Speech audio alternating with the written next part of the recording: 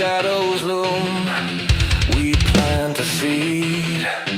The sun comes up and the flowers bloom. Truth shall be freed.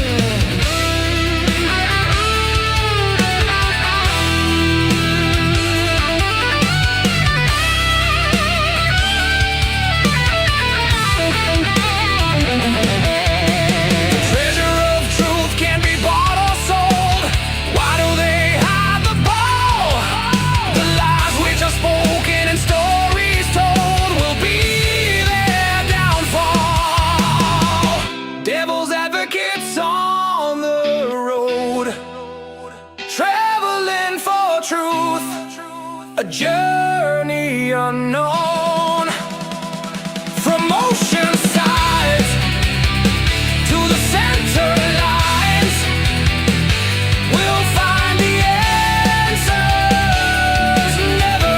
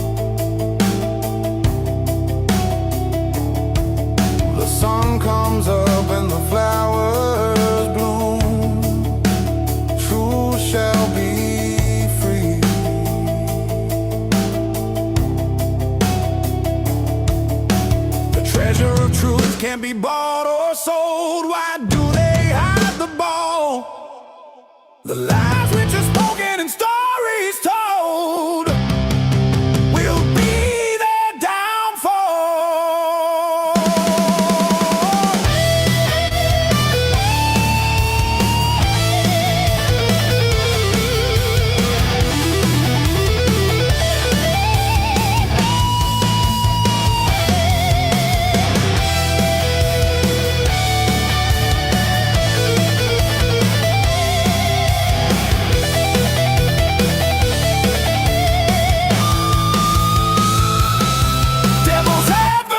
On the road, traveling for truth, a journey unknown. From motion sides to the center lines, we'll find the answers never shown.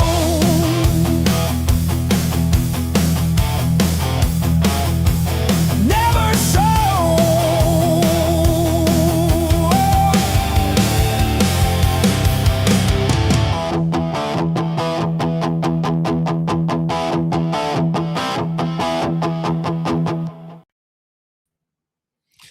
All right, welcome everybody to A Crimes After Dark on frickin' Tuesday. It's a Tuesday, I think. It's a Tuesday. Gosh, darn it, man! The days run together, and we got one back tonight. We haven't had him for so long. It feels like it feels like someone's birthday today having one on. It's like amazing having him here.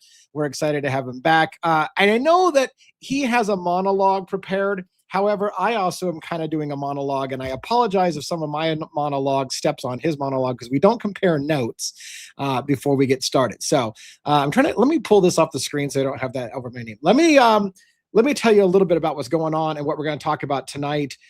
It may be a little bit of a long one. I didn't tell my team that, but this may be a little extra long, and I'll tell you why. Because as I've been watching Christopher Whitcomb do the rounds after Broken Plea, I had somebody ask me or even suggest, why is Wickham being disrespectful to you, DA? How come he's not going back with you and he's going on all these other channels? It hasn't been that case. Wickham has never, in fact, Wickham told me after we got the first interview that anytime I wanted him to come back, he would come back. And in fact, I want to tell you, I spoke to Christopher Whitcomb this morning, and he again said, when you're ready, have me back. I'll be back on your channel. So he's willing to do so, and we probably will be having him back. But I want to tell you a little bit about why he hasn't been on our show, and a conversation that he and I had this morning that prompted the inspiration for this show. The reason why, and I know one's chomping at the bit to get at his monologue, but let me just give you a moment. The reason why we haven't had him on is I noticed a trend with Christopher Whitcomb. Wickham isn't going to talk about anything outside of what's in the book. My entire team, read the book. We poured through the book. In fact, I'm planning on showing you on screen tonight my actual advanced copy of the book and my highlights from the book, and go through some of the things that I highlighted. Because what I noticed was he wasn't doing anything outside of the book. So what was there more to discuss? Because all the questions we seem to have are beyond the book. So I asked him that directly this morning. You know, if you're not going to talk about anything beyond the book, and all of our questions are beyond the book, and you clearly know things about this case that we don't know, that didn't make the book, and those are the questions we want, and he agreed with me. He's not going to talk outside the book. But what he did say is what led to tonight's show. You guys are all missing what's right there in the book in front of your faces, and no one's catching it. So I thought, I challenged my team. Let's go back. Let's look at the book. What did we miss? What is right there? We're going to look at that a little bit tonight live together. I'm going to show you some things I think he may be hinting at, some cues that I think Christopher Whitcomb is trying to get us to desperately pay attention to, and why we might be missing it. So let's get the team assembled. We'll get the monologue done from 1-1, and then we'll break into song and dance and revelry and all that shit. How you guys doing today? Okay. Great. One's back for my birthday. That was yesterday. Yeah, that's my birthday present. Yes. It's and happy birthday belated. We didn't do it on the show yesterday because we took the night off because the custody queens had Christopher Whitcomb on. So yes, happy birthday, Robin. Thank you. That's why I kind of tease. It's like it's somebody's birthday having him back. I know. All right, let's do your got a bunch. Got a bunch of stuff to go over. try not to make it too lengthy. Great to be here. No, I have not quit the show. When I am not here, because I've gotten some messages too. Where am I? What am I? Am I gone? What happened? Did I get fired? Did Lee fire you? No, we'll No, track your I ass didn't down. get fired. When I am not here on the panel, I'm most likely at work. My other so-called job, and it's really not possible to be on the panel and do that at the same time. There's just too much going on, so I have to be obviously paying attention, and that could be an issue. So, but I'm always lurking in the shadows. So if I'm not on panel, and there is a show, I probably have the show on in my vehicle, or in the background. And you would be interested to know I've converted several NYPD officers to be digging into this case now. They're like, that's awesome. They want to know the fact. I tell them, like, we usually smoke a cigar or something. I tell them like some brief things, and I obviously can't go over everything in like an hour and a half period. And I tell them if they want, they can watch, some of these newer documentaries to kind of just get a sort of background as to, just have some info as to what's, in a sense of like what the murders were about, but to, not hold every word, as complete truth. I warn them that there's a lot of, fallacies and like Coberger stalking the house 23 times, like all kinds of, things like that. So your cigar is small compared to mine. Yeah. Yes. I like the big boys. Yes. I don't even know if I can show it. Yeah. All right. So I'll get right at it. As I won't shut up, and I'll keep going and going. And all right. So first, before this is a you guys get a special pre-monologue, which I don't do all the time. We have a pre-monologue. This is about I'm terrified a little bit. Our great Robin, Queen on the Scene. Okay. So yesterday was her birthday. So this is about Robin. All right. Yesterday, August 10th, may have come and gone without a show, but there was absolutely no way we're going to let that moment pass without celebrating someone who means so much to all of us. Robin, our Queen on the Scene, happy birthday. Behind every powerful show are people whose names might not always be the loudest in the room, but whose fingerprints are on everything that makes it special. Robin, as co-producer of Crimes After Dark and the Devil's Advocates podcast, you are one of those people. Your dedication, heart, loyalty, ideas, and energy are woven into what we do.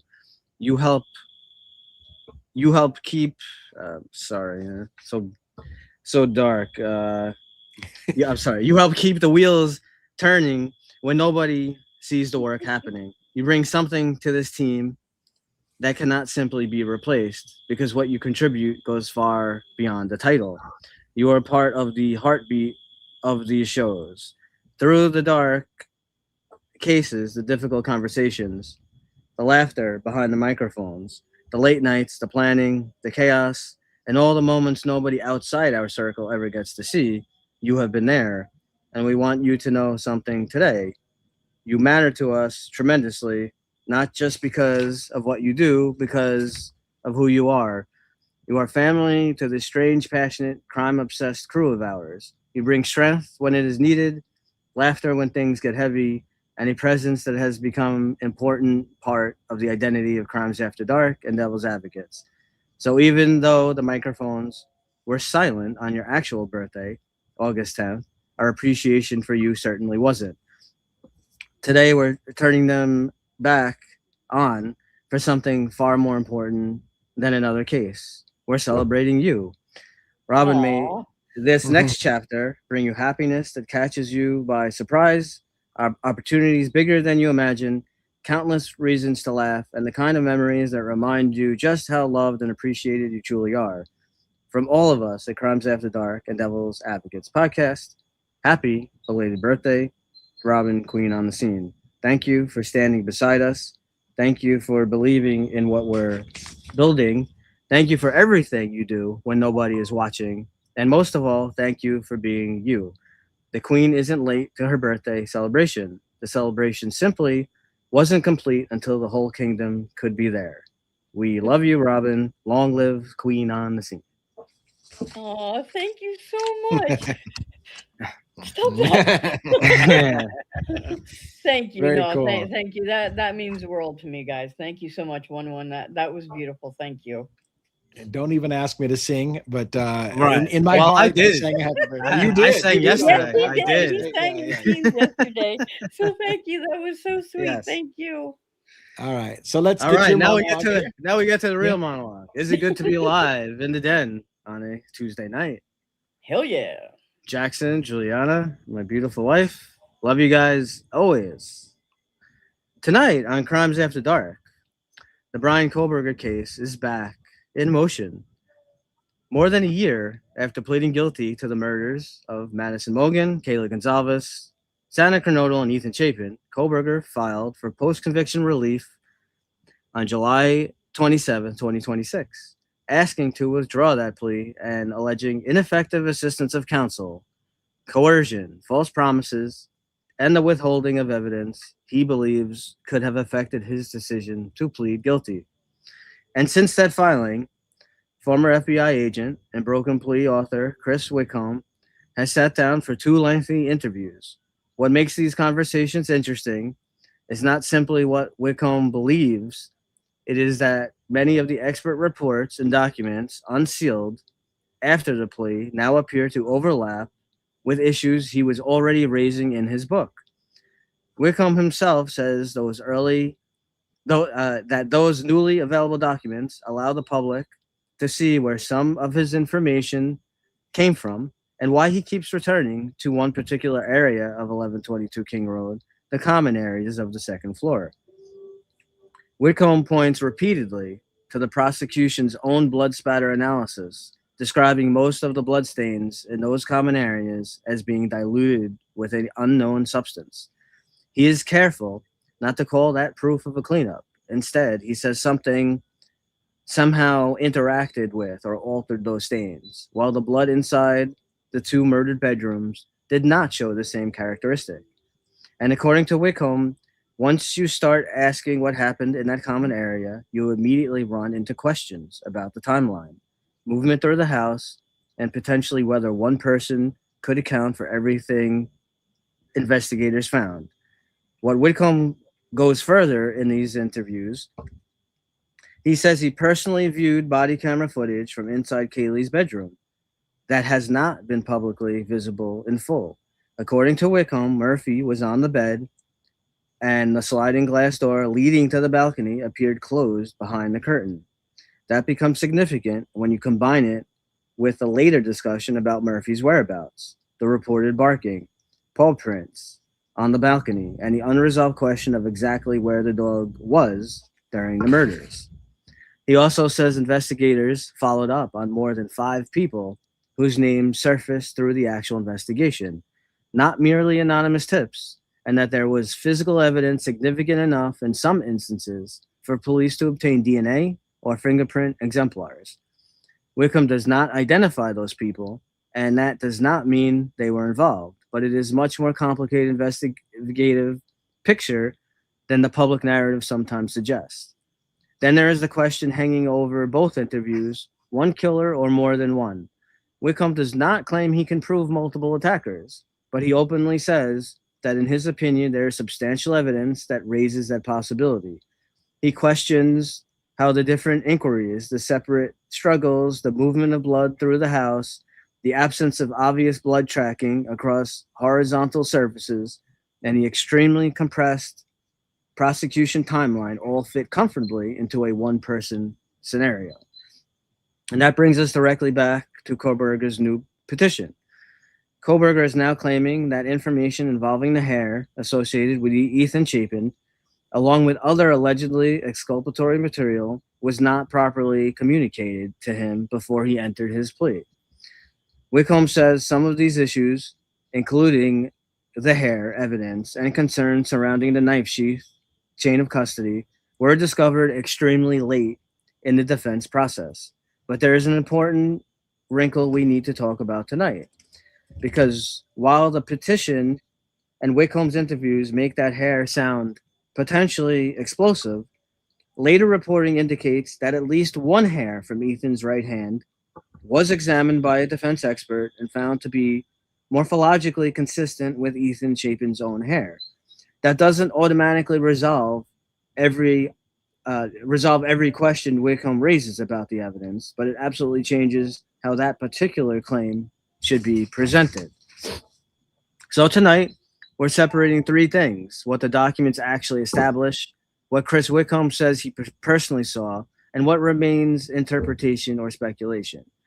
Because the real question after these two interviews isn't simply, did Chris Wickham reveal something new? It's this: now that Bryan Kohberger himself is citing some of these same issues while trying to undo his guilty plea, which unanswered questions actually matter enough to reopen this case? And with that, live from New York, it's Tuesday night. Excellent. Thank you for that monologue and food for thought.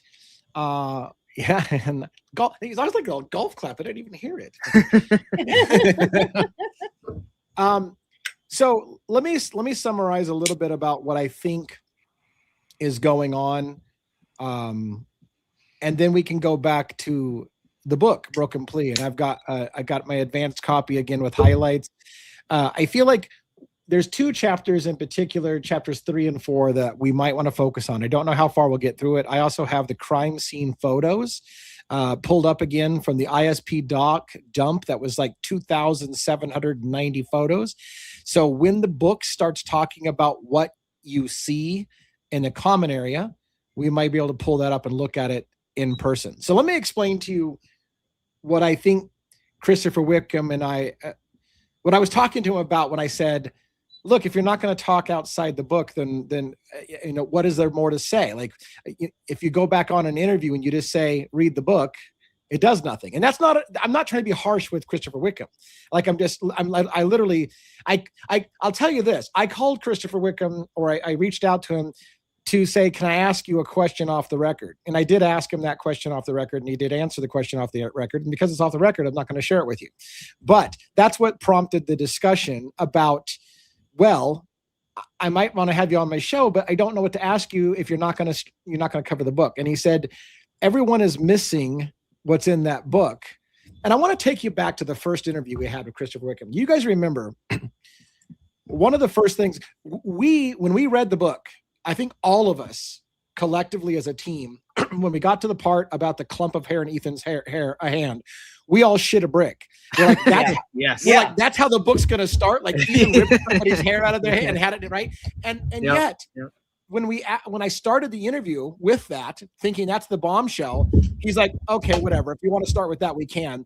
And he seemed like that was a no, never mind. And everyone who wanted to talk to Christopher Whitcomb wanted to talk about the hair in Ethan's hand. And he seems to get annoyed with, if you guys want to keep focusing on the hair in Ethan's hand, fine. But there's so much more. And I asked him do you remember this? And I was like, why is he so dismissive? This seems to be the bombshell. Like, if it's not Coberger's hair, then whose fucking hair did he rip out of their head? Like, it looks like he ripped hair out of somebody's head, and that's not Coberger's. End of story. The story can't be correct. Yeah. Well, do you remember I also asked him, if you were to list the most important thing in your book, the most important relevant piece, what would it be? And his answer was shocking to me. The beer pong table. Yeah. And I thought, what the fuck? I understand your argument about the beer pong table, but it's not that big of a deal, I didn't think. Now, contrast this with, if you will, with Brent Turvy, Dr. Turvy, who's mentioned in Broken Plea. And somebody asked him about the beer pong table, And Turvy's reaction was, who gives a Yeah. shit about the beer pong table? It means nothing. Yeah. Yes. It's funny. So I know. I'm left scratching my head going, am I fucking missing something? One guy says it's the most important part of his book, and the other one says, who gives a shit about the beer pong table? It means nothing. And I've been racking my brain. I've been like, what did I miss? So one of the things, and it was funny because we all talked as a team today before the show, and I challenged my team, let's go back and look at the book again, because Christopher Whitcomb basically, I've been picking up on this. I picked it up when he talked on our show. I picked it up when he talked on the Custody Queens again. I picked it up when he's talked on several other shows, and he keeps focusing and wanting to focus on the common area cleanup. Right. And again, you've got people like Cy Ray saying it's ridiculous. There was no cleanup in the common area. And yet Turvy said, and Whitcomb said, the common area shows signs of cleanup and it's undisputable. So again, you've got experts in the case arguing about whether or not the common area has a cleanup job. And Whitcomb said, you guys are all missing that common area. Right. And what? Oh, go ahead, Robin. Go ahead. I was just going to say what leads me to believe to kind of put more weight on what Christopher and Dr. Turvy are saying is the fact that both of them are saying cleanup, and they may have seen more complete information than what Cy Ray has. Yes. It's possible. And I think one of the big things, Wickham is very big about, like, he's always like, it doesn't matter what I say or I think, I'm going by, and he includes it in his book, the actual statements that people said or the actual documents. He goes by specifically that. It's not always like so much what he thinks. And I think one of the big things, he's very careful how he about making accusations and saying things, but you hear how he answers certain questions and he alludes to things. It's very easy to pick up. He made I don't know if it was in the custody interview or I saw both of them, but questions came up about cleanup and this and that, and he makes reference to Sutton, right? So Sutton is the state physical expert, the main expert, right? So her explanation, you can go back, you could see the document, you can read her explanation, but basically in a nutshell, her explanation of the diluted blood samples on the second floor, okay, ridiculous. It was was like saliva, was like, and he clear, like, he doesn't come out and say, Sutton, he doesn't say you're a fucking whack job, I don't know what you're talking about, but he does say, like, in how he answers, he is saying that, like, how can you call yourself an expert and you put in a report and he basically said there is so many different blood samples all over the place, different things. How could you say they were all diluted by this saliva? But then in Maddie's room, Kaylee and Maddie's, where they were, and then where Xana and Ethan were, there's no dilution at all. So how, like, it, you just piece it together. If there was some kind of weird phenomenon that went on, right? Some kind of weird thing that happened where all the blood in the house, right, was affected, why wouldn't it be affected then in those two bedrooms as well? So it's that also is like an issue. It's just so he is on. I get what he's saying, that there really is more, I believe he thinks that there is a cleanup. He's not coming out and saying it. He wants us to dig, and he wants us to be like, oh, look here, this makes no sense. So well, and I think, and we talked as a team today, and we caught this the first time around, but we didn't make a big deal out of it. But we did catch it and we did talk about it, but we didn't make the deal out of it that maybe we should have. And that is, he mentioned, just in briefly passing, and we didn't question him about it, Ethan Chapin's blood in the common area with a White Claw box on top of it. Yes. Now, and immediately he raises eyebrows. Well, why did somebody put a White Claw box on top of a blood stain? Yes. So now the question becomes, is that police officers that moved the White Claw box? Even so, however, you start to have a problem if Ethan's blood is outside of that bedroom in the common area and he never left the bedroom. And so you start to logic through this. How does the killer track blood into the common area from Ethan and Xana's room, for example, and not track it out the back door? If he's so covered, because there's no way really to explain some of Ethan's blood in the common area and some of the other blood in the common area, logically, without going, well, then if they're dripping in blood, then why isn't there a trail of blood going out the door and all these other places? So that's just some of the questions we started to look at. Like, wait a minute, did we just blow over the whole White Claw box? Did we blow over Ethan Chapin's blood on the half wall outside of the bedroom? Did we miss some of these things? And by the way, as a warning for those who haven't figured it out already, we will be looking at crime scene photos and reading very descriptive descriptions of murder. And so if you are sensitive to that kind of stuff, please don't watch this. And if your family or friends of victims, probably don't watch this. It's going to get into details. So I've got the crime scene photos loaded with the blood that was found. And again, he said, he goes, it's right there in the crime scene photos. And like you said, his big point was the two, and I would say two discrete murder scenes, Maddie's bedroom and Xana's bedroom, as two discrete independent murder scenes, are completely different in nature than the common area. Right. Those two rooms look exactly like you would expect a murder scene to look. The common area does not. And it indicates that somebody did a cleanup in the, and that's what he said. Like, all the things you would expect to see are seen in the murder rooms, but what you would expect to see in the common room is not what you see, because, and that's the secret sauce. That's the part people are missing, is why does the common area have a lack of the same characteristics as the rest of the house? What happened there? How long did it take? Who knew about it? Those are the questions he doesn't ask directly, but it's the one that he's leading us to. Who took the time to clean it up? Who took the time to alter the scene in the common room? And what was the purpose of it? Those are the questions that Wickham doesn't ask directly in the book, but I think it's what he's hinting at is like, look, the right questions are there, but people don't seem to be asking enough. But that's what his book has always been to me. Is giving us those breadcrumbs, saying, I can only take you so far. However, I'm giving you the start of certain things, and now you guys have to take it further, because mainstream media, as we know, is not going to. So it's up to us, the true crime community, to do so. Right. Yeah. By the way, I did have a funny moment. I didn't even know if I told you guys about this when we were having private conversation. I had a funny moment with Christopher Whitcomb when I was asking him about Cy Ray's comments. And he said something to the effect of, I don't understand why you guys in the true crime community aren't taking Cy Ray to task for the things that he's saying. And I'm like, we are. I scream holy hell about it all the time. But I'm a small I've threatened to burn his book. Right. Absolutely. I mean, he completely contradicted his report that that was filed. He's saying all kinds of different. He was asked in an interview, in the interviews, whichever one it was, he says that there's evidence that places BK in the living room. Right. Like, it's what? Like, right. What are you talking? You're telling me that there is evidence that places BK in the living room, but Bill Thompson wouldn't have used that? Like, what? Right. they definitely would have used that. Yes.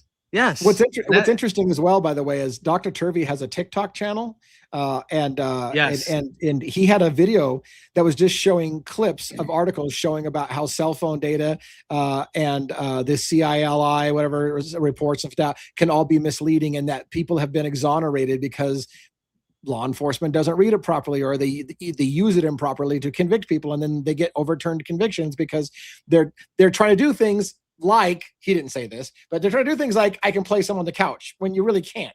But they'll try to make juries think that, people think that, the public think that, so that you can think it's way stronger than it is my opinion about that. And I still think the big, the big argument here, and not even really an argument, it's just, an observation until unless we're shown otherwise by some evidence. Whether you want to believe BK was part of it, or is not part of it, or whatever part he had or didn't have, there is very little, as we've talked many, many times, and it's a big issue. There's very little blood, contamination between Kaylee, Maddie, Xana, and Ethan. And this is very important because whether you're able to figure out that the crimes happened at 2:30 or 3 a.m. or 4 o'clock, it's still also important to kind of figure out who was killed first, who was killed second, who was killed third, who was killed fourth. And I don't know, again, I know Sutton, she's has a whole, she's an expert. I'm not the crime scene expert that she is. I don't know how you say these crimes happen in, 3, 4, 5 minute period. BK, he was walking around the house solo, naked, changed after he killed Kaylee and Maddie, and there's no contamination at all because he was able to do all that. So then what? He had a second change of clothes. He had a second change of clothes after he killed Xana and Ethan, changed again, and then rushed, right? Because the car is, the car rushes away, right? So yeah, I don't get it. It's just not believable at all. And whoever did clean up may have realized that not only was it a good idea to clean up the common area just in general, but also because maybe they understood that, the transfer would tell them the order of, the way that they were killed. So therefore, they knew that it would further confuse investigators. Yeah. Because it goes to victimology. If you can confuse them about who really was the target, then you're going to add more complexity to the investigators' jobs. Right. All right. I agree with all those things. What I want to do, I didn't plan all this out. What I want to do is I'm going to pull up crime scene photos now. So be warned again, this is crime scene photos released by the Idaho State Police. This is from the first batch. This is the batch that they pulled after they realized that it included a little bit, some breadcrumbs of bodies and stuff like that on it. So we've got the original pull, and then they retracted it and covered it up.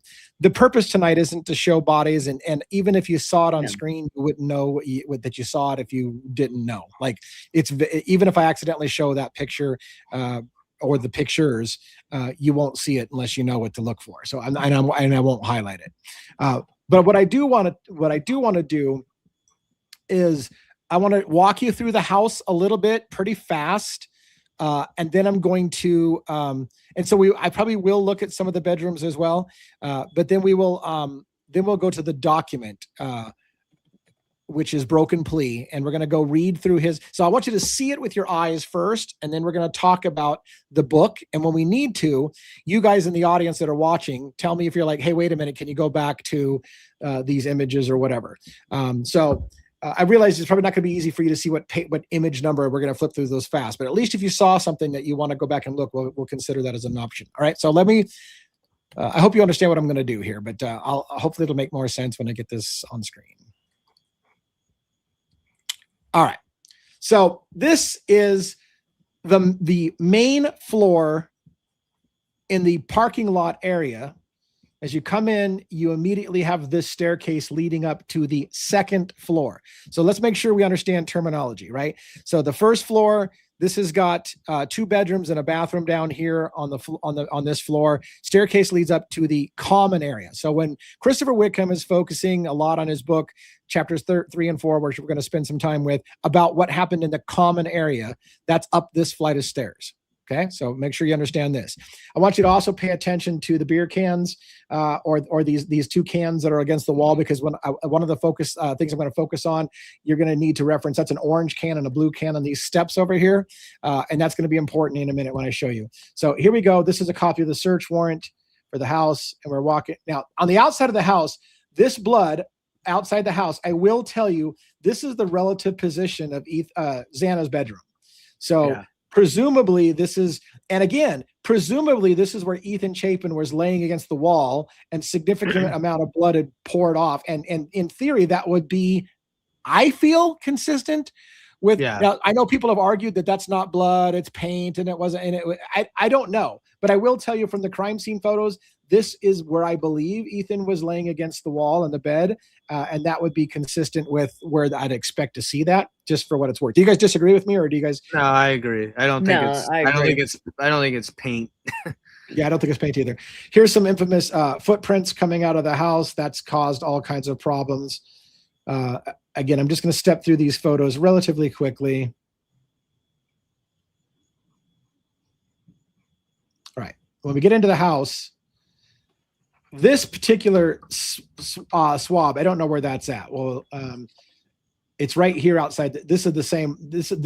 I think this is the same image. If you look at the shape, although it looks a little longer there, doesn't it? No, I think that's it. I think that's it. You think it's, yeah. Okay. This is where I want you to start to pay attention a little bit.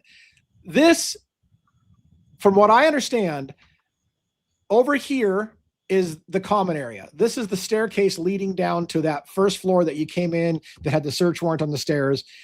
And there's blood over here. This is important. And I feel like when we're breaking this down, this is important. This is a half wall. Right. This half wall, over in this area, if you can see where my mouse is where Xana's bedroom is, and Ethan and Xana were killed. Somehow blood got from that bedroom where they were killed and never left the room. Ethan never left the bedroom, got all the way past the half wall out to this outer wall and hit the wall over here, which leads to a lot of questions. How did blood get that far out of the crime scene? Continuing to look over the railing. Again, there's that, I told you about those cans I wanted you to pay attention to. So there's the orange and the blue can showing you we're looking down that flight of stairs. Blood again on the wall opposite of the half wall. One has to ask how that got that far. There's a close-up. Blood down here. Several. That's really far down. You go back to that other picture. Go back left. Can you go in a little? Yeah. So if you look at it, it looks like it was going from right to left. Right. And then gravity pulls it down. So it looks like it's, to me, it looks like it was, however it cast off from right. So it's going from right to left. Yep. Yes. So that would be going towards down the stairs. Yeah. Right. Yeah. Right. And Wickham made a big deal about this. Directionality is important. Right? If it hit straight on the wall, gravity's gonna take it straight down. If it's got a left to right movement, that suggests what direction the person was traveling in. The blood flows that way, and then when gravity takes over, it then goes down. So this shows directionality of what the spread, and all of this is important. What Christopher Whitcomb makes a large point of, the directionality tells you so much, and nobody's asked. Well, I shouldn't say nobody. I mean, there are people who've broken down the forensics and have talked about it, and they're way beyond us. Where I do not claim to be a forensics expert. What I'm saying is, I feel like he makes a big deal, and we're going to read some of the words about why the common area is such a big deal. So again, more shots. This is the common area as well. And the number of beer pong cups on the table, and when they're on the table and when they're not on the table, is also something to pay attention to. Here's blood on the half wall, quite a bit of blood on the half wall. There's the infamous knife that Hunter supposedly had in his hand when the police officers came in and they asked him to set it down. He set it on the table.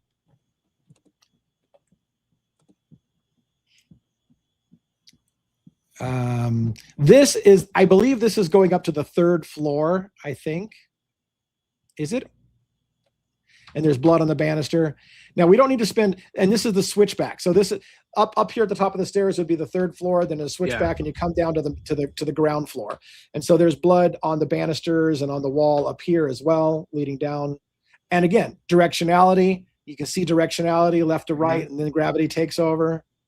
Left to right and gravity takes, or right to left, I guess, right to left, gravity takes over. So all of this stuff is, and again, here's one that's just kind of more direct downwards. All of these blood spots shows some directionality. Now here looks more like the diluted kind of stuff. He talks a lot about diluted stains that look like they've been diluted with this unknown substance. Here's that half wall outside of Ethan and Xana's room. Now, can you go back just one? Okay, to here. Now, if you, I know some people do believe that possibly this could be Murphy's, like shake off from Murphy's coat if he was bathed. What leads me to say possibly is the fact that you have different heights of these blood drops, which could be cast off of some kind that would not be natural, not natural, but kind of random. So yeah, there definitely is some kind of height difference in however this cast off is happening. So we can't totally rule out the possibility that this could maybe come from something like Murphy shaking off. So I don't want to totally discount that, but I'm not totally counting it either. I'm just saying as a possibility. Yeah, and a lot of people are asking questions about the luminol, the blue luminol, and other things. And unfortunately, because of the number of photos and stuff we have to read through, I can't keep up with all the chat. But if you guys want to, if you guys want to summarize what I missed, okay. Yeah, we're looking. We're looking. Yeah. So let me show you this. This is the half wall outside of Xana and Ethan's room. Okay. This is looking into Ethan and Xana's room right there. This is down on the first floor. This is going down that, and look, there's blood. I think there's blood or something right there as well. Yeah. It looks like. And again, you have to ask, how does it get over the half wall and into there and on the other side of this wall? And again, nobody officially, and see, they even zoom in on that. So yeah, this is clear on the other side of the half wall. Sorry that my zooming in and zooming out is kind of confusing people. It's a big deal because by the reports that we have and the experts, Ethan never left his bed. He was attacked and died in his bed. So if he got attacked and died in his bed, whether he fought a little bit or not, how does like a cast off with direction show on the other part of the half wall? It's super crazy. Right. So here's that blood spot we saw earlier on the door. This is a laundry area, bathroom, right? There's hair, by the way. We don't talk about that. There's hair stuck to the wall. I don't know if that's from a previous thing or what, but it's weird that there's a hair stuck to the wall, which we don't seem to talk about. I don't even know if they covered that in the forensics thing of testing whose hair that was. Now here's the beer pong table. So the infamous beer pong table, diluted for sure. It seems semi-diluted there as well. This is again, we're going to read it. We're going to read it and come back to this. I just want you to kind of pay attention. This shows somewhat of directionality.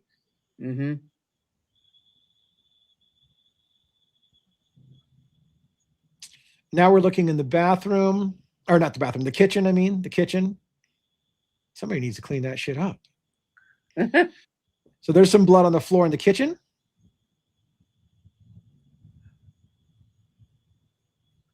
On the banister. And so on and so on. Now, I think we're going to go pretty fast because that's a lot of the...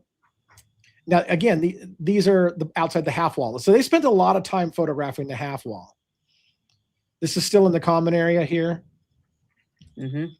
Blood down low. And this is really hard to explain, all of these marks. But yeah, Crimer at MN, I do think you have something there. It's a very strong possibility. Very strong possibility. Now here's some of that blue luminol people are talking about, or whatever. This bluing over here is stuff that I think the amino black. The amino black, not luminol. Sorry, All right, so we're not going to spend a lot of time on the bedrooms. I want to get to the book, and then we can come back to the. So this is coming down from the switchback. So they were testing all this area for blood.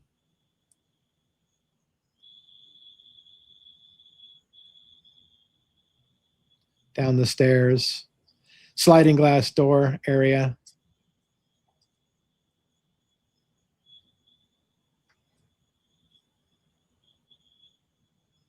You know what I found interesting too with all this Looks talk like about, fingerprints.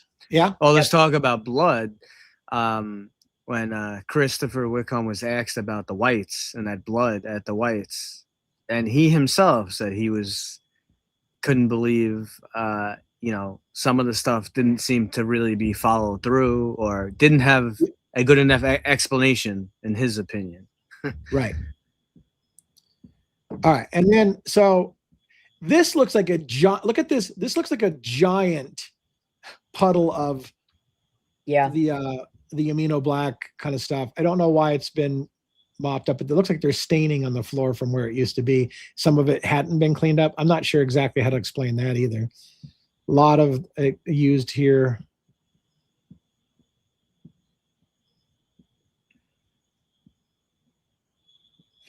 And I remember way back when somebody said, somebody who deals in forensics says, that is not how you normally would spray amino black so that there's a huge lake of it. Right, right. I mean, I would think that would potentially destroy evidence if you just, dump a whole bottle of it like it looks like they did in certain places. All right. Oh, and then there's a White Claw. There's White Claw boxes in several places. We're going to get to that in a minute too. There's the DoorDash delivery. And one of the things with the White Claw box, it's somewhere in the documents there. I know that supposedly Maddie had brought a White Claw box. Now I know there's questions. Well, there's multiple White Claw boxes in the house. I'm aware. How do you know which White Claw box went where to who? I'm just saying that does exist. There supposedly Maddie had brought a White Claw box in. Is that the box that she was holding? Is that the one that's in the living room? That's that has the Ethan's blood on top? I don't know, but it is something to look at. And one of the things that's always bothered me about this bag is it moves all over the crime scene. Oh yeah. This bag's here. Earlier, it was the whole counter is shown without this bag there. Then the bag's there. Then the bag's laid down. And then they start parting out the contents. And then the bag is here behind the sink. That's weird. And it even looks like I'm sure it's an optical illusion. It looks like there's a plant coming out of the bag. Yeah. But I'm sure that's an optical illusion. But again, I don't play, I slay. Thank you for being a member for 1 month. And they said JJB ordered the hit and told them to, I assume, carve Kaylee up. Yeah. Well, it's possible. Well, it's an angle. I will just to address that quickly.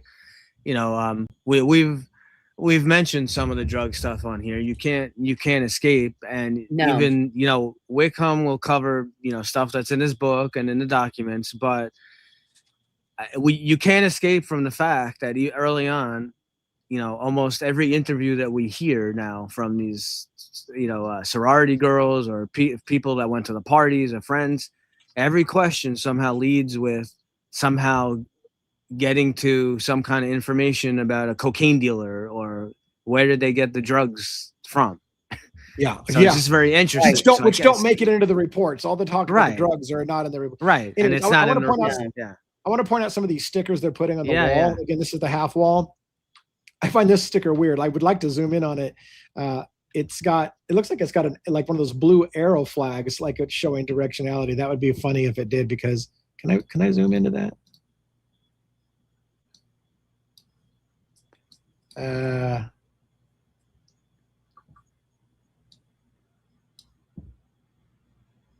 Yeah, it looks like one of those flags, post-it flags that shows like an arrow going down, which would be interesting because nobody went down to remember the killers didn't go out the front door. Right. They didn't go that way.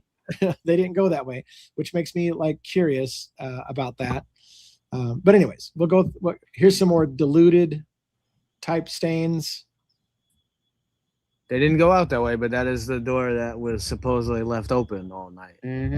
Right. Right, but nobody went out. We know the killer didn't go that way because the killer went out the sliding glass door, and they determined that right away and never moved from it, despite all the evidence that suggested somebody went down that staircase. Nope, we know he went out the back door because that's where Dylan saw him leaving out the back door. So there wasn't another killer. Nobody went down the front door. Nobody left the front door open, even though it was reported open. Like, all of these questions just got ignored as irrelevant because that's not the direction the killer went. So we're not going to worry about it.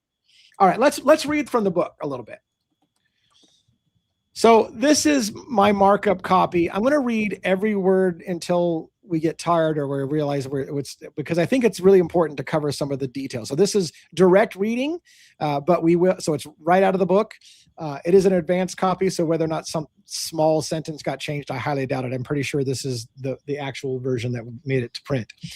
Princess Pose. Remember, Wickham said the girls were. Here's something that hardly ever gets mentioned in public records.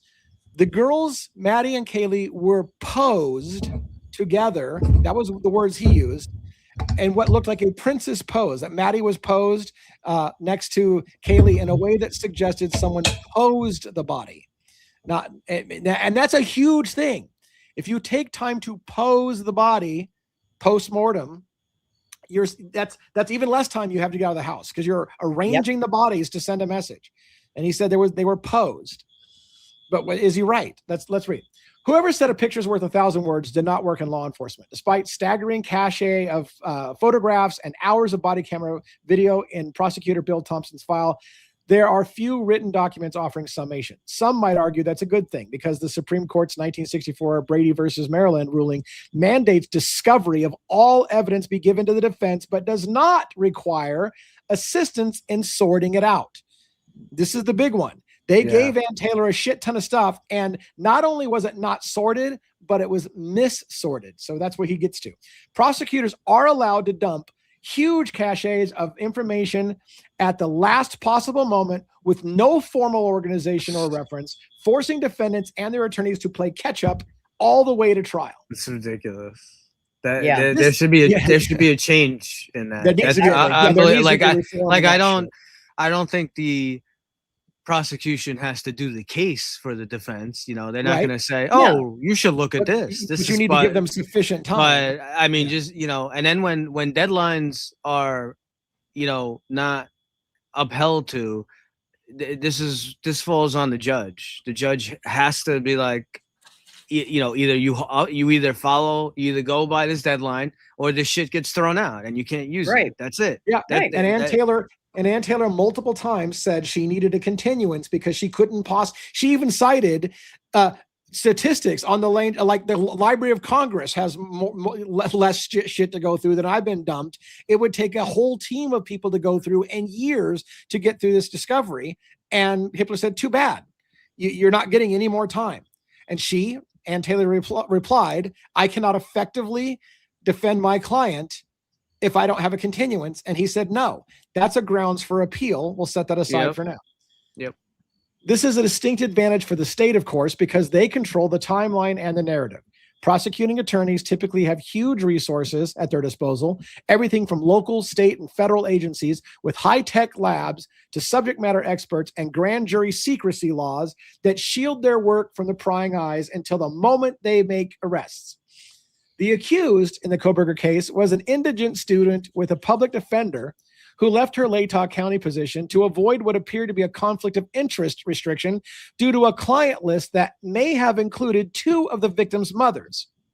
Yes, Coberger had a taxpayer-funded access to expert witnesses, but in my eyes, Ann Taylor and her assistants did not seem to be a dream team.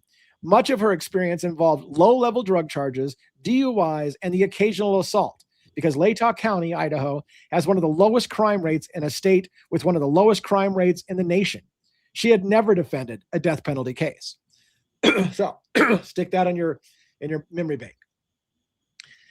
As if that was not enough of a thumb in the scale of justice, media interest did not make Taylor's job easier. Judge Hippler's gag order handed the prosecution strategic advantage because it limited what the world knew about their case. Constant pressure from a sea of reporters led to a steady stream of leaks, which only sowed confusion within the defense. And listen, if you didn't hear If you didn't hear, Steve Gonzalez himself said on the Brian Enton interview, I would lie on camera to confuse Ann Taylor and her team because I was told Ann Taylor was watching everything we say. So I would purposely go on and say shit that wasn't true to throw her team off and make her job more difficult. Mm-hmm. That's what he said. Right. Yes, he did. I'm not even paraphrasing. He did. That He did. No. And then right. And along with that same interview, he also said, if it's true that the families came together and because everyone was like, why is Steve always the one talking? Why is no one else talking? And apparently from what they said, the families, whatever, got together or spoke together, and they agreed that Steve would kind of be the spokesperson for them. That's what he said. Yeah. So, as if that were not enough. Okay, we already read that. So Ann Taylor received 51 terabytes of Brady disclosure material. Crazy. 51 terabytes, which may seem like fair play until you realize the bulk of it arrived just months before the trial. The bulk of the discovery Ann Taylor did not have for years. They dumped it on her at the last proverbial minute of saying, here you go, you have everything, so we're going to trial. And she had to go through it by herself. Bill Thompson's team enjoyed broad discretion in how they submitted their files. Wickham himself discovered a great deal of exculpatory evidence in mislabeled folders, for instance. So listen, Whitcomb got access to the discovery files himself, and he found things that Ann Taylor and her team had that were exculpatory for their client, meaning it shows that her client probably didn't do it, or at least would give reasonable doubt. Right. But it was hidden. It was hidden in mislabeled folders. And they argue, the prosecution, it's not our job to organize shit for you. Go find it yourself. That was the game they played with Ann Taylor, dumping a fuck ton of 50-something terabytes of data, mislabeled and hiding exculpatory evidence that they know is important for her case in folders that are mislabeled, and said, go find it. The reason I mention this here is that almost all evidence presented at Bryan Kohberger's change of plea hearing was limited to what the world already knew. Bill Thompson focused on cell tower pings, knife sheath DNA, and remote sightings of what is alleged to have been Coberger's white Hyundai Elantra, but he offered nothing in terms of revelation. What remains unresolved to this day is why so little mention was made of the evidence found inside 1122 King Road, or why almost none of it was cited in affidavits or filings made available to the defense. Though police have now released hundreds of documents and photographs, they have withheld tens of thousands more, limiting outside scrutiny of what the prosecution may have known and what the defense may have missed. As it turns out, the defense may have missed a lot. And let me say, I got confirmation that Christopher Whitcomb believes, and he said, I can't, I didn't contact Coberger. I haven't had any direct contact with Coberger, but I can tell you, Bryan Kohberger did get a copy of my book, and he believes, and I believe, Bryan Kohberger's post-conviction relief happened because he got a copy of Broken Plea, this very book, and said, my attorney never told me about any of this shit.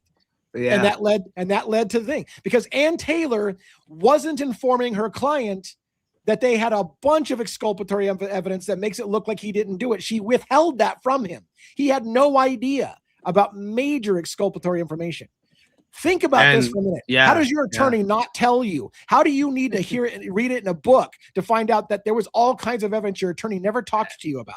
And if not, maybe the biggest argument out of all of it is the single most important piece of evidence linking BK to the crime in itself, the knife sheath, right, has major chain of custody issues.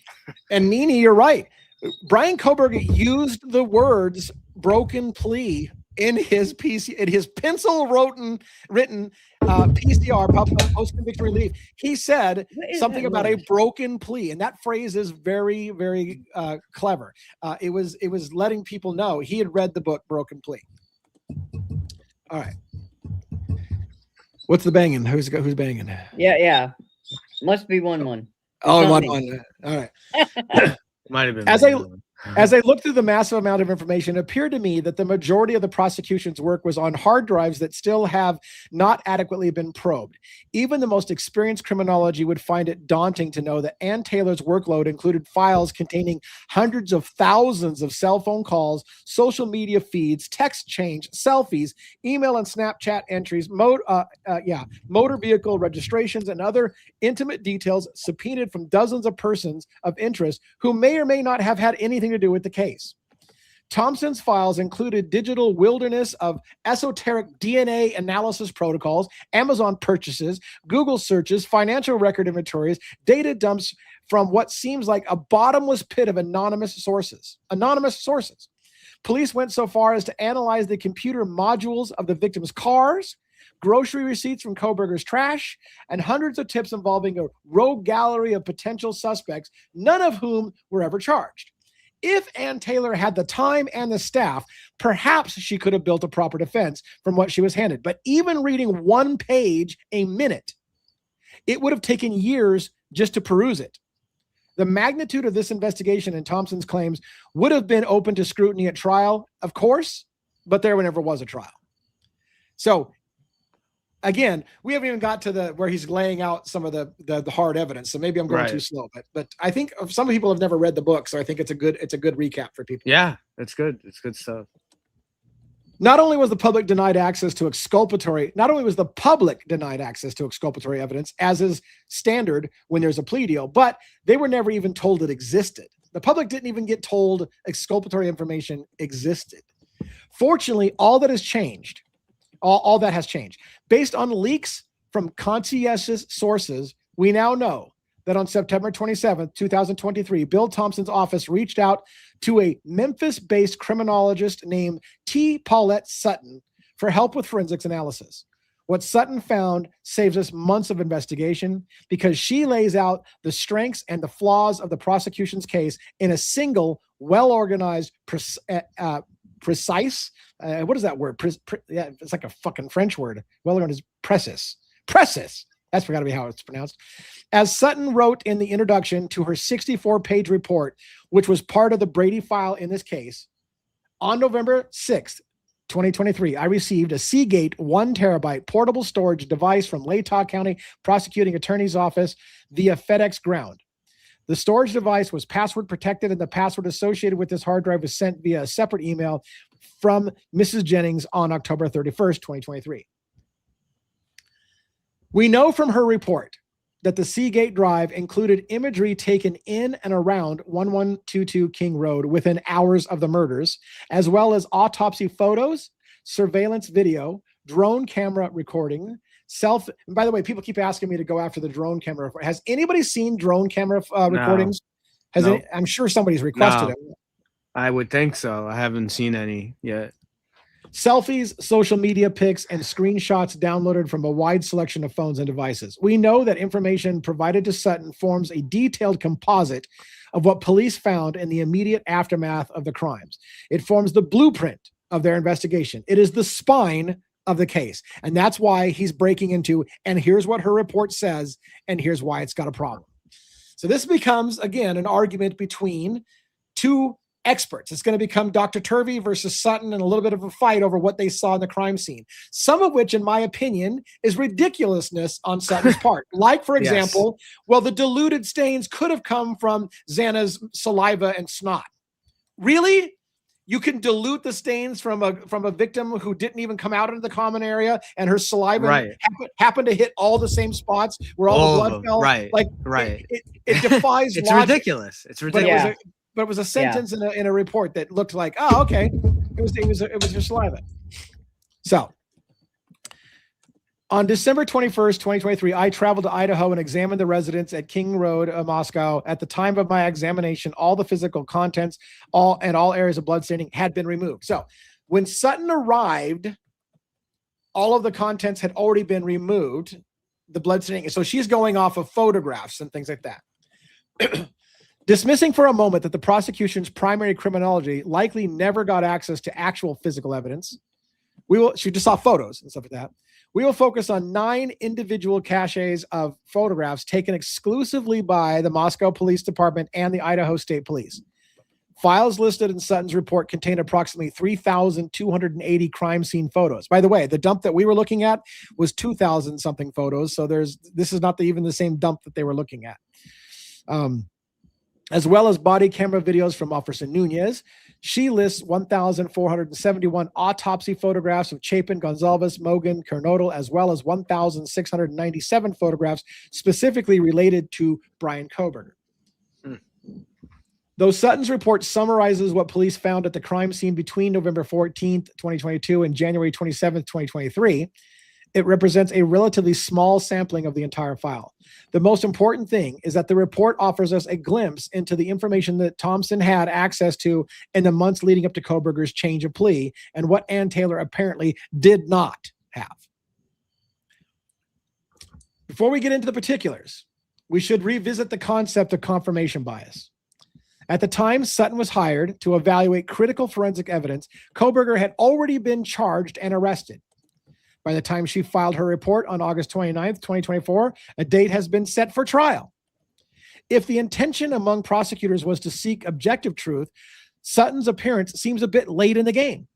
In other words, we already know who the killer is. Here's the killer and here's how he did it. Now analyze the crime scene. That's what they're telling you. He's telling you. She came on after they already said, here's who did it and here's how it happened. Now go analyze the crime scene for us and confirm it.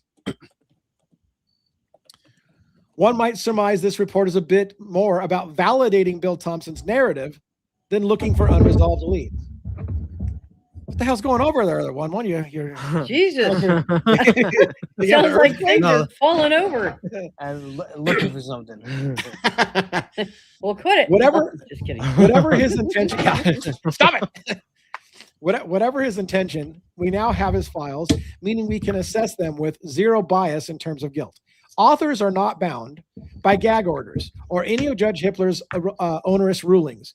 Amateur sleuths, that's us, do not have to comply with rules of criminal procedure, voir dire, or Idaho bar, or esoteric case studies of constitutional law. And by the way, this is exactly the crux of where Christopher Whitcomb is coming from. He's allowed as an author, and we're allowed as a true crime community to do things that law enforcement can't do and the prosecution can't do. And essentially, his book is a call to action. Go do your fucking job. Do what they didn't do. Go figure this case out. I'm giving you everything I possibly can and trying to lead you there. That's what I feel. Trying to lead you there, but you need to work and do some work. All that matters here is the evidence, and Sutton's sequential analysis lays it out clearly. So here we go. The building at 1122 King Road, Moscow, Idaho, is a multi-level house with 6 bedrooms, she wrote, because you have to start somewhere, and the house would be a likely choice. 2 bedrooms are located on the first floor as one enters from the parking area depicted in ISP 4519. The front entrance door depicted between the... By the way, are these photo numbers the same numbers in the package we have? Wouldn't it be cool? 45. Yeah. No, because we don't have we only have 2,000 something photos. So no, it wouldn't be. Yeah. All right. The front entrance door depicted between the silver vehicle and the blue vehicle is the image is located on the north side of the building. Sutton is referring to a widely distributed still photograph taken Sunday night by the Idaho State Police. The silver car is the Range Rover recently purchased by Kaylee Gonzalez. The blue vehicle is the Honda Civic registered to Xana Kernodle's father. There are 2 ways to access the second level of the residence, either by entering the door on the north side of the building depicted in that photo, and then traveling up the staircase. That's what we first started with. I'm going to have to mute you, man. You're all over the place. What the hell's going on? Huh? You're rattling so much. No, I'm not doing anything. What? I'm not doing anything. Look, Right. right here. I swear, I'm not doing a thing. So anyways, or by the other way to enter the residence is by entering directly via a sliding glass door located at the back of the residence. Though this information is widely known, Sutton's report will expose seeming oversights that change the entire nature of the case. To me, they are extraordinary. We need to lay groundwork of what she and the prosecution believed in order to discover the extent of what they arguably got wrong. This sliding glass door on the south side of this is probably from her report again. Whenever we have it kind of offset like this, I'm assuming it's right directly from Sutton's report. The sliding glass door on the south side of the building is depicted in ISP 4554 and enters directly into the kitchen on the second level. This level also includes a living area with a sofa and a beer pong table, a bathroom, the bedroom of Xana Kernodle on the west end of the building, and the bedroom. What the hell? I have to mute. I just can't concentrate. But he can unmute himself if he needs to. The bathroom of Xana Kernodle on the west end of the building, and the bedroom of an additional resident on the east end of the building. I feel like we may be going too slow, but I want to. There's key things that I feel like we're missing in here. That's why I'm trying to get to the whole thing here. Few would argue that the killer or killers entered or exited the house by any other means. So in other words, the killer or killers, according to Wickham, few would argue they came through one of those two places. They came through the front door on the main floor or the first floor, or they came through the sliding glass door. And almost nobody argues that that's how the killer or killers had to have entered the house. As Nunez's body camera demonstrates, the sliding glass door was open when the police arrived, and there were no signs of forced entry. Whether or not the front door was open, as one witness remembered, has never been resolved. To this day, we have eyewitnesses who say they were walking around the neighborhood and they noticed the front door was open to that building. It's Justin. It's Justin Nadeau. Yeah, Justin Nadeau is the guy who was walking his dog. Yeah, we have one of his interviews recently. Early on too. Yeah. All right. The uppermost level of the residence is accessible via an internal stairway from the second level and contains two bedrooms. One bedroom on the third level was reportedly assigned to Kaylee Gonzalez, and the other bedroom was assigned to Madison Mogen. The bodies of Kaylee Gonzalez and Madison Mogen were reportedly discovered in the bedroom assigned to Madison Mogen, as depicted in 4856. Miss Mogen was located on the south side of the bed, closest to the opening, and Miss Gonzalez was located on the north side of the bed, closest to the wall. Both are covered with a beige comforter, a white fleece item, which appears to be a blanket, is lying at the foot of the bed. All right. Here we move to Sutton's summary to what the photos show. Though blurred in redacted images released by the police, Kaylee Gonzalez and Maddie Mogen were found. This is now Whitcomb's commentary. Please understand. Right. This is Whitcomb's now. Though blurred and redacted images released by police, Kaylee Gonzalez and Maddie Mogen were found lying on their backs in a full-sized bed, partially covered with a beige comforter. Kaylee was lying atop Maddie's right arm, shoulder, and torso, with her left hand folded adjacent to her chin. Numerous observers have stated that Maddie was placed in a princess pose and that the two bodies appear to have been staged as if they were cuddling. Holy fuck balls. Like, if now is it possible that's just randomly how the bodies fell? But according to Wickham, who saw the autopsy photos and the crime scene photos particularly in this case, he said many people believe they were staged. They were placed and cuddled, and one girl's hand placed under her chin, like in the princess pose or whatever, right? Right. Staged that way, posed that way. And that would be a problem. Yeah. Because you don't have time for that kind of shit. One killer. Yeah, and the postmortem and the postmortem injuries as well. Like exactly. If this was done in such a short time, get in, kill whatever, and get out. Like, who has time to do all this extra stuff? So this is right. Why would you? Right. Why would you? Unless you're sending a message. Yeah. Right. So, which is going to take longer. Offering her expert opinion, Sutton wrote, "The posture and proximity of the bodies of Kaylee Gonzalez and Madison Mogen can best be visualized when the comforter is removed. No blood is noted on the bottoms or tops of their feet, indicating they were not upright or moving about the area after the bloodletting injuries were inflicted.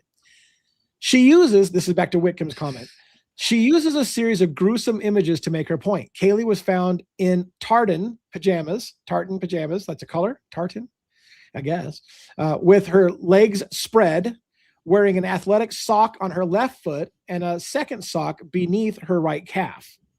Mogan was rolled slightly to her side with her left leg hanging off the edge of the bed and her foot on the floor. Okay.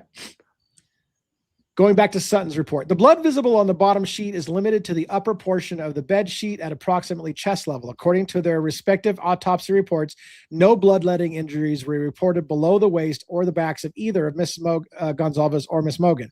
It should be noted that there were no drip trails of blood noted on the bedroom floor.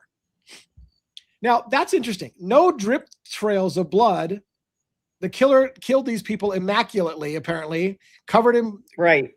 Just completely massacred them and didn't drip any blood out of there. Tartan is plaid, somebody said. Thank you for that. I didn't know. Plaid is not my favorite, so that's horrible. Yeah, and this would be this is a good spot too, just to quickly mention, not do a whole big thing, but as Christopher Whitcomb's, he laid out here that Sutton was brought on later, right? So after Coberger's already arrested, they already have their guy. They're already trying to pin everything on him. From Sutton's own report, we've read it on here, but you can pull it for yourself. She wrote this whole description and a whole big thing of what happened and what. So using her own words, okay, she describes the whole thing that happened with the beer pong table, and due to whatever numbering that was wrong, okay, she describes how one of the blood spatters on the beer pong table, it got that blood spatter itself got there by someone using some kind of weapon. It was like a cast off from a weapon being swung or whatever. So that's from her own words. And then when she does like her follow-up description of that whole area, after she finds out that blood spatter was incorrectly numbered and it was actually Kaylee's blood that's on the beer pong table. And this is a big point. Because she made an assumption based on what she was told, and that's why she wrote it that way. Yeah. Right. So she made her ruling on how what the blood what it was. It's from a cast off of what. So the fact, it doesn't matter whose blood it is. It could be Bozo the Clown's blood. It doesn't matter. It still came from, her determination cast off from a weapon. It just happens now. It was numbered incorrectly, and it's not Xana's blood. It's Kaylee's blood. Well, there's a big problem there, because if Kaylee, it is true. Like, we can't make up. She has no blood under her feet or whatever, and that's very true. Kaylee may have died. She probably did die in the bed. That was her last breath. But that doesn't mean that nothing happened on the second floor. And how did cast off of Kaylee's blood get spattered on the beer pong table if she was only attacked in her bedroom? So there's a problem there. This is an interesting comment, and I don't want to derail us on the reading of this, but Whitcomb was asked, I don't know which interview he was asked. Wickham was asked what cleared Jack DuCoeur as a suspect, and his response, BK. His response was BK. Yeah, that was last night. Yeah. And that's interesting. So Jack DuCoeur was cleared. Why? Because we found a different suspect. Mm-hmm. That to me is not the same as clearing a suspect. Saying you've got somebody else you want for the murders is not the same as clearing the other suspect. Right. So it's interesting if he did say that. What cleared Jack DuCoeur? BK. Mm-hmm. Having somebody else is how we cleared Jack DuCoeur. And that would be horrible. And I know some people recently have, because I've been watching a bunch of stuff. People are referencing the press conference. I'll tell you, and this happens in cases all the time. Robin will tell you, Lee will tell you, the police, when they're doing their investigation, whoever it is, FBI, police, state police, they're not going to tell the public everything, every little detail. Sometimes, and it's not about corruption. I don't know. In this case, there may be corruption, right? Okay. But in many cases, they purposely will put out little things here or there, little nuggets, and they want to see what happens. How do people react to it? And they do it purposely. So 2 or 3 days later, when they did the press conference and they said, "Oh, all these people are cleared," they mentioned the hooded guy, Jack Showalter, Dylan, and Jack D. These people were all cleared. They were not cleared. We know from the documents, right? Because they were still going back for more prints. I mean, and all kinds of Jack stuff, so D. they were not. Yeah. Jack D, and just to two other key points about Jack D. We're not making accusations here, but Jack D, his fingerprints were gotten only, a long time later. They got his. Why were they still trying to get his fingerprints if he was completely cleared? And the other point, the document that lists like the 4 or 5 suspects on the sheet, and they're all redacted except for BK, and BK is listed as suspect 2. Yes. So that's interesting. So there's another, Right. Yeah, right. There's another person that they've hidden from us on who it is. Right. Though many of Sutton's observations seem straightforward, there is no escaping the fact that she furnished her report 2 full years after the crimes, just months before the original date set for trial. She was hired by the prosecution with funds provided by the state of Idaho, which had charged capital murder with death penalty intentions. At this point in the judicial process, no one on Bill Thompson's team was looking for surprises. But here we find several. So again, he's making a big deal. Sutton didn't come on until they already had their full narrative. Bryan Kohberger did it. He came through the sliding glass door and left. He did it in this amount of time. Now write up a report that shows how he did it. That's what she was given that task, in my opinion. Yep. But here we find several problems. Drip stains, spatter stains, transfer stains, and saturation stains are visible on the comforter and on the exposed bed sheets. Apparent strands of hair are also visible on the comforter. And we made a big deal. Here I said we were going to focus on the common room, and we're still up in Kaylee and Maddie's room. So Right. my timing sucks.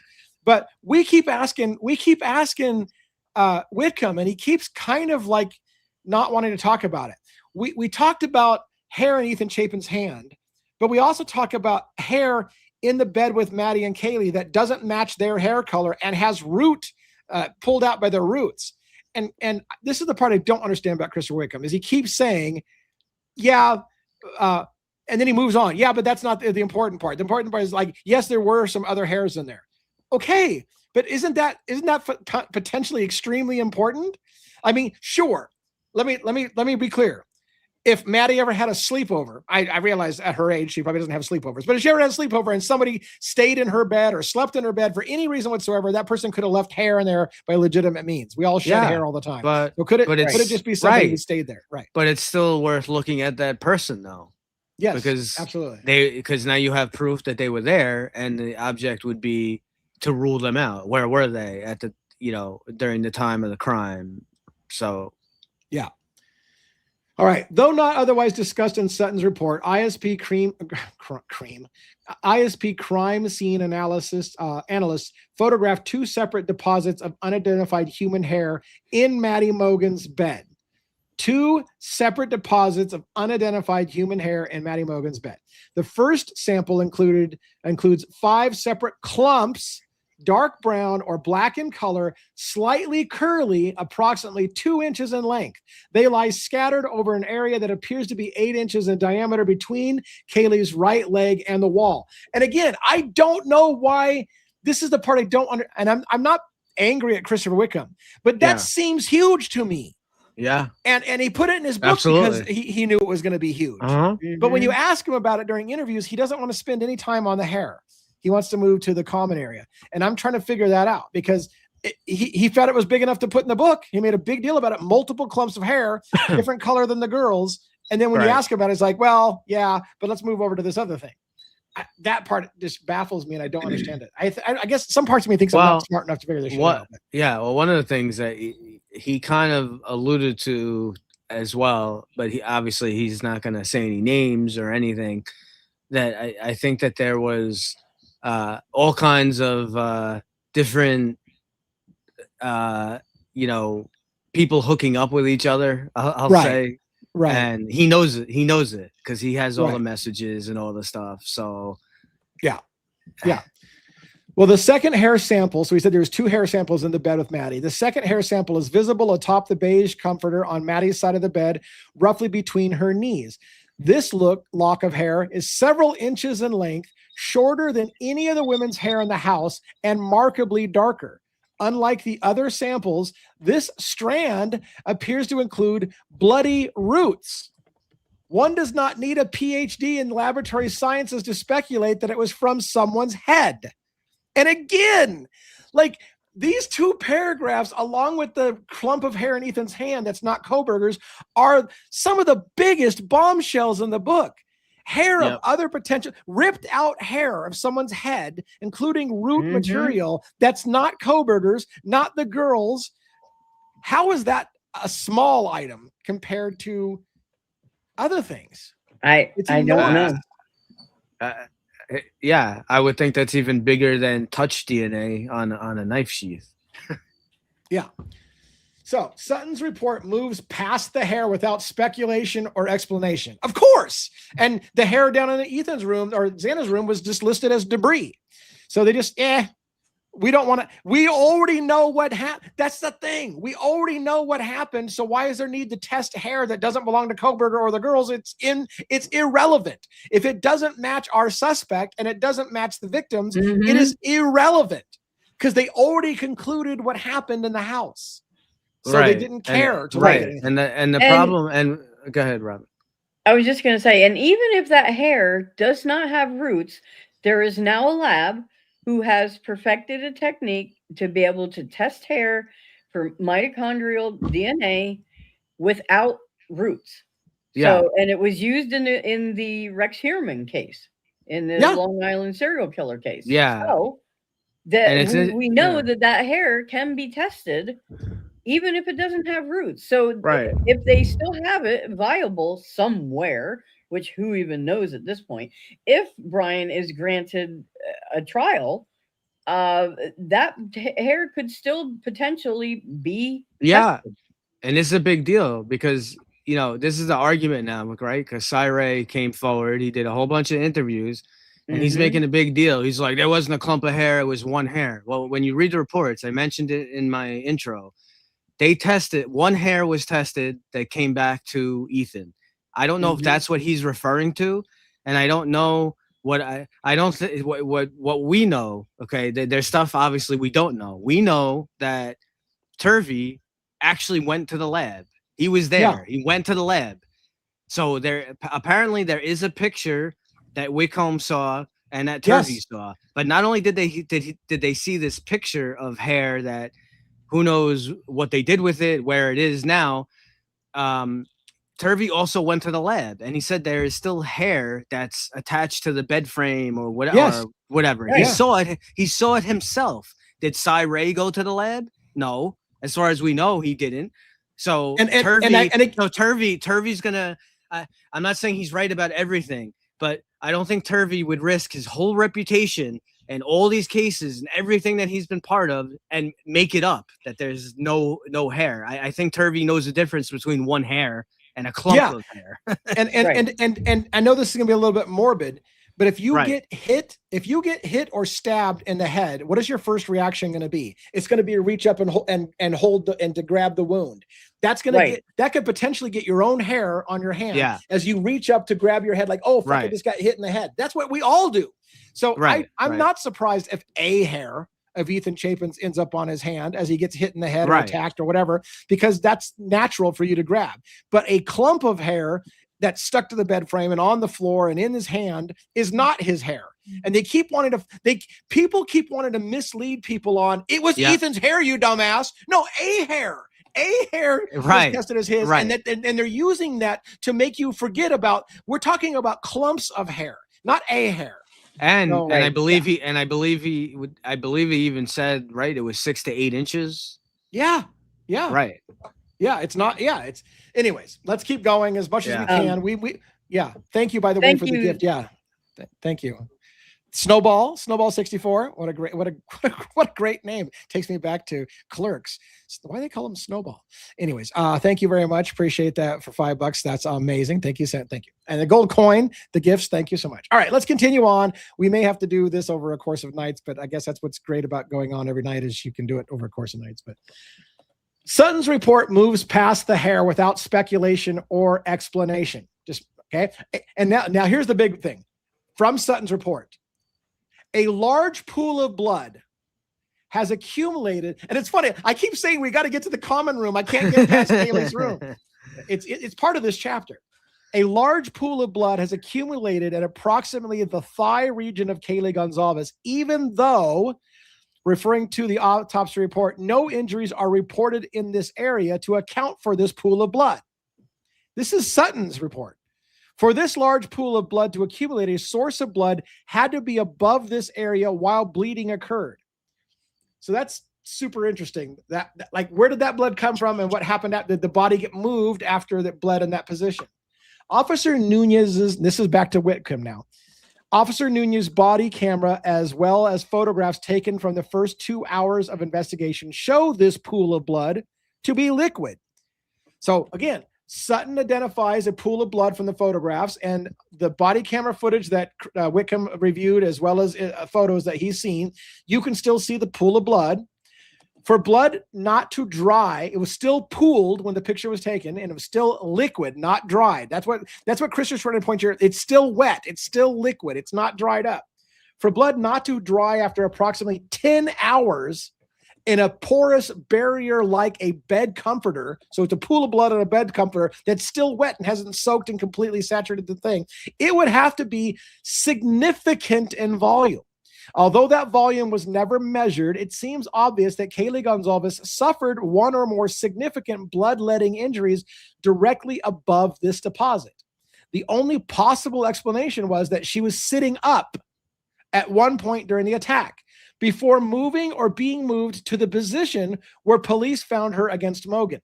And Sutton agrees. According to Sutton's report, the distribution of bloodstains on the face and upper body of Kaylee Gonzalez, the bloodstain on the south wall beside the bed, and the pool of blood at Gonzalez's thigh region on the comforter indicate that her posture and position did change during the event. And by the way, Lulu, thank you so much for the donation. Thankful for the creators who spend 10 hours editing a 30-second clip so I don't have to talk to people in real life. Well, yeah, thank you. Great. Believe me, my wife keeps saying she gets in fights with people on Facebook and shit over the Coberger case. I'm like, what are you doing? You don't need to fight with people. Like, the people who have made up their mind have made up their mind. You're not going to convince the people who've decided this is the way it is. Anyways, from there, Sutton's report provides very basic assessment of blood spatter, which photos indicate on numerous vertical and horizontal surfaces. She says, the directionality of the spatters closer to the doorway is from right to left and downward. The area of convergences of the spatter pattern indicates they originated from a spatter producing event that occurred above the level of the bed. Two patterns of cast-off blood indicated. Cast-off is created by movement of bloodied objects. And then Wickham says, meaning a knife.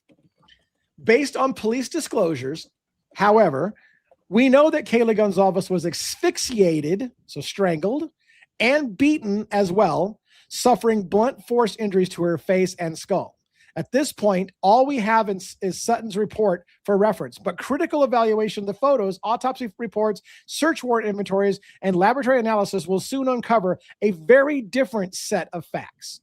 Before we move on to the other parts of Sutton's report, we must understand what she suggests about the unusually violent mechanism of the crimes. According to this report, Mogan and Gonzalez were not just murdered, they were butchered in a violent rage by an assailant fixated on what police referred to as overkill. The directionality, proliferation, and spread of the blood spatter created during the attack exceeds what seasoned homicide detectives would expect to encounter even in violent crimes of this nature. So it was like it was a butchery. Absolutely. Right. Which takes time. Okay? Yeah. It takes time and effort. And I don't believe that one assailant, no matter who it was, could do the amount of damage that was done in the time that they are trying to tell us this crime was. You're right. Because he answered again. He was asked about this in one of the interviews.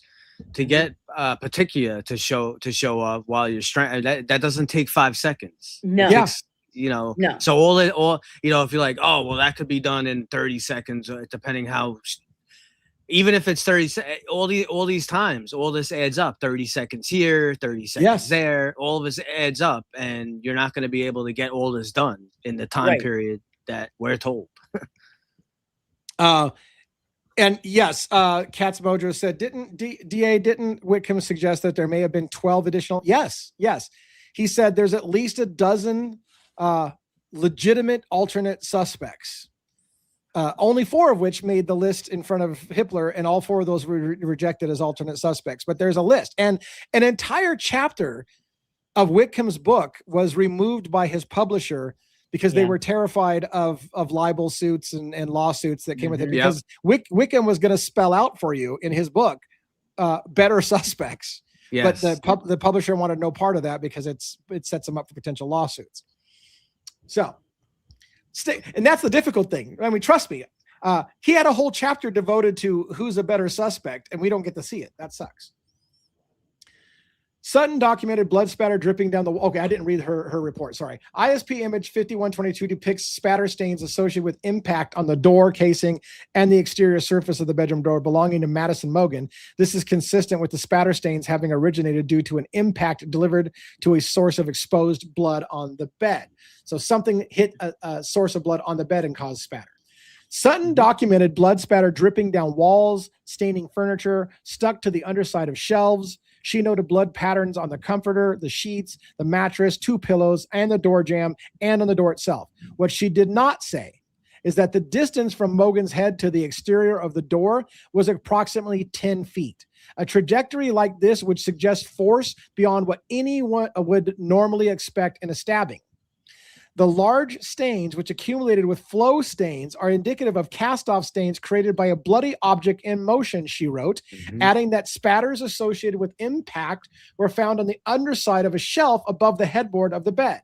There was no headboard in Mogan's bed. Right. Now, think about that. I was just going to say, let's talk about that just a second, because a knife handle, okay, that's sticking out of your hand, so, you know, is not going to create that kind of cast off 10 feet away. Only a hand, or say a weapon like a hammer or a tire iron, something of that nature that has blood on that end, is going to fling blood that far. That's a big 10 feet is a nice distance. The other thing, and maybe it's a small thing to some of you, but it's not small to me, but maybe it's a small thing. She writes, blood was found on the underside of a shelf above the headboard, but there is no headboard on the bed. No. That's a pretty fucked up mistake. Above the headboard, but there's not even a headboard on the bed. So what is I don't know if she meant to write the headboard area. Right? But maybe. you need to So be maybe accurate. it's a small thing. Right. Yeah. Oversights matter. This is Wickham again. Oversights matter in analysis of this kind, and we will revisit many. But before moving on, we should pause to consider the difference between what Sutton found on the 3rd floor and what Dylan Mortensen, our only witness, remembered hearing. Physical evidence is important, so is its context. According to crime scene analysis, Mortensen's bed on the 2nd floor was directly below Mogan's on the 3rd, a physical separation of approximately 9 feet. According to her initial interview, Dylan said she heard Kaylee and her supposed assailant talking in a bathroom, a distance of almost 10 yards. Although she remembered hearing Kaylee on the stairs, Dylan makes no mention of noise that one would expect from a violent murder of 2 housemates directly above where she reported she says she was laying. So, says she was lying. So what does that tell you? Again, Dylan can hear someone's here. She can hear Kaylee running up and down the stairs, dancing with the dog, all these things. She can hear somebody 10 yards away in a bathroom saying, "It's okay, I'm here to help." Right. But she doesn't hear any of the fight ensuing right above her that is so violent in nature and multiple weapons. It defies common logic. That's what Wickham's telling you. It defies common logic. There's no way she could not have heard it. Now, it leads to a question that nobody likes to say. Either there's 3 options. Either Dylan doesn't remember it because she blacked it out for some thing, or she wasn't even in her room. That's why she didn't hear it, because she wasn't there. That's another option. Or she's lying. It seems to be one of those 3. So it's difficult. And I'm not saying that which one it is. Well, I mean, you pretty much have her. You have her lying. You have her kind of nailed to the post, because Bethany's window does not face the front of the house. So Dylan saying, and this was a key thing, and it was brought up in Lana's interview with Chris. It's some stuff that it's been spoken about before. After all the stuff that has, her further interviews, she claims that she saw some kind of black truck or black SUV that sped away at 4:23, 4:24. While it wouldn't be possible for, we don't have the steps from the cell phones. That definitely would help. But based on her recollection and her saying that she's with Bethany, Bethany's like going to sleep in the bed and she's there, she would not have been able to, and based on the text messages that were given, she would not have been able to see the black truck through Bethany's window. So I'm not saying that maybe she did see a black truck or black SUV, if she did, but if she did see a black SUV or truck, she didn't see it through Bethany's window. So what is it? Why is she changing the story? Or, I know one of the, this is just a theory, and I'm not saying this is what happened, because the question always has been there. Did Bethany, was Bethany and Dylan, were they even there the whole night? Did they leave? Did Dylan, is she making reference to a black truck? Did she leave? Another option is this. Another option, if you accept that they may not be telling the truth, and I know that's hard for people to believe, but if you believe this may be telling, is it possible Dylan was already downstairs in Bethany's window? Bethany's window does, I believe, face the street, would have been able to see the black truck. Was that where Dylan was at? And does that explain some other things?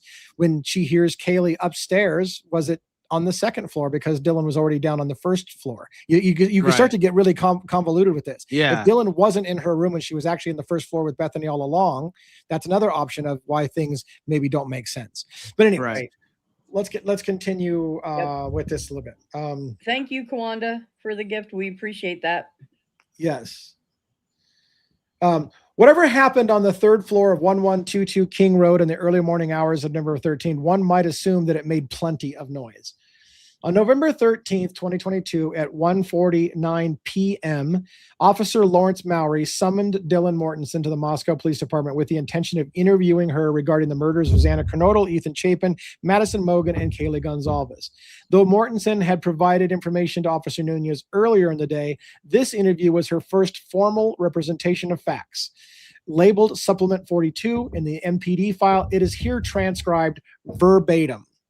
So yeah, we're not going to get to the second floor if we're still reading the Dylan's recount, but let's just do it anyways. We got a good size group listening to us, so let's just keep going with it.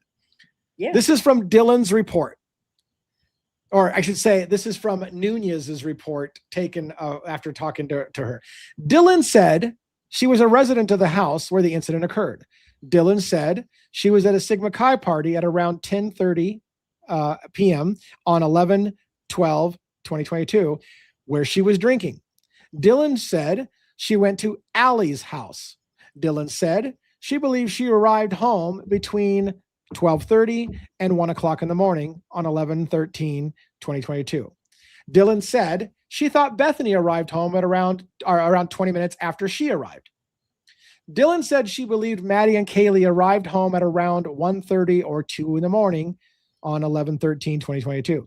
Dylan said, up to this, nothing weird had happened during the night.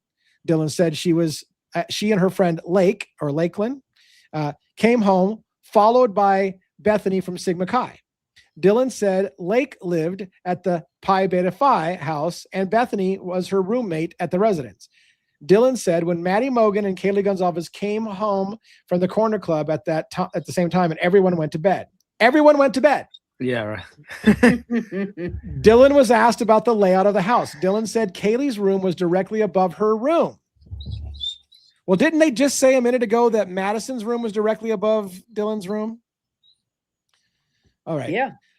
Dylan said she lived on the second floor and Kaylee lived on the third floor. Dylan and Kaylee and Maddie both live upstairs on the third floor in separate rooms. Dylan said that Xana lived closest to the bathroom on the second floor and Bethany lived on the first floor.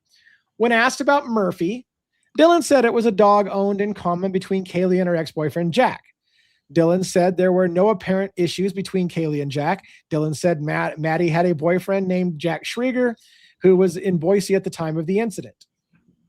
Dylan indicated that Xana was dating Ethan Chapin, who was in the room with her at the time of the incident. Dylan did not know anyone who would want to hurt Ethan when she was asked. Dylan was asked if she saw any cars in the area that should not be there, and Dylan said, "No, I was not really looking at that."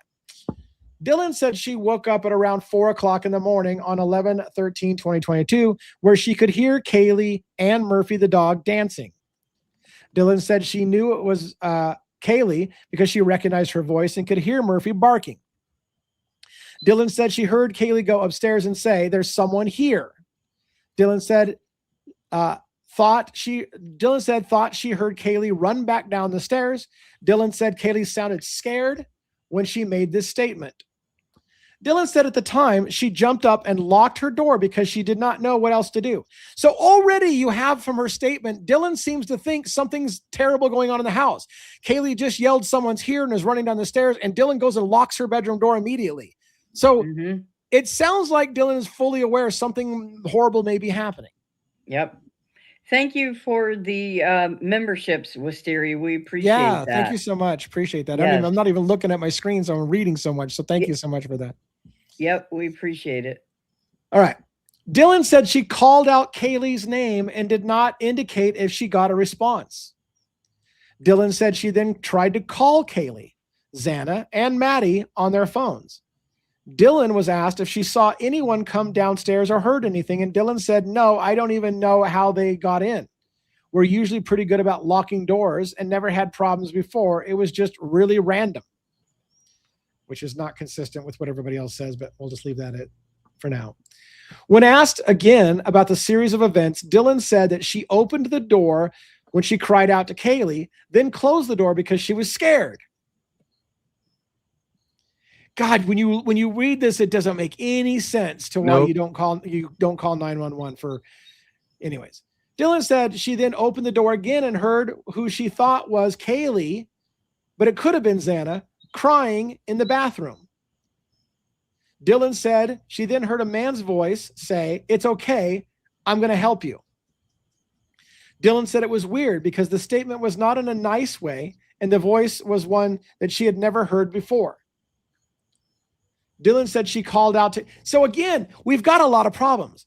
How can Kaylee or Xana be in the bathroom if they were all murdered in their bedrooms and never left the bedrooms? They died where they were attacked. How can Kaylee be confronting the killer in a bathroom or Xana confronting the killer in a bathroom if the attacks happened while they were sleeping in their bedrooms? We all know this, but it bears, every time you read this, you got to fucking think this through. There's no way it's true. There's no way it's true. Dylan said the suspect was wearing all black with a mask that covered just his forehead and goes around his face. Dylan showed with her hands the mask exposing his nose, but covered the mouth area. So something like this, right? Dylan said she believed the suspect was white, but did not remember eyebrow color or what his eyes looked like. Dylan said she saw the suspect, he saw her, and just left. Dylan said she believed he was holding something near his stomach or belt line. Dylan used both hands to point straight out from her abdomen. Dylan then moved her hands apart and back together to simulate a bulge. Dylan said this area was black in color, and she thought now maybe it was a gun. Dylan said the unknown object had an arrow shape. Dylan seemed really unsure and said she was tired during the event. Are you still with me? Yeah. Okay. All right. Yeah. All right. Yeah. We're still here. We're yeah. It's just hard to it's baffling. figure out what the hell she's talking about. I know. Right. Dylan was asked how long she believed it was from the time that Kaylee said someone's here to when she saw the suspect. Dylan said she thought it was 10 or 20 minutes. Wait a minute. The murder happened in 6 fucking minutes. Right. How is the murderer confronting Kaylee or Xana in a fucking bathroom that they weren't supposed to be in? And it's 10 or 20 minutes after she said someone's in the house. None of that makes any fucking sense. None of it. And why am I an asshole for calling it out? Leave her alone. This is a poor victim. Yeah, What? and This and I story's think bullshit. and I think also what's key too, it's been brought out, and it is with the text messages.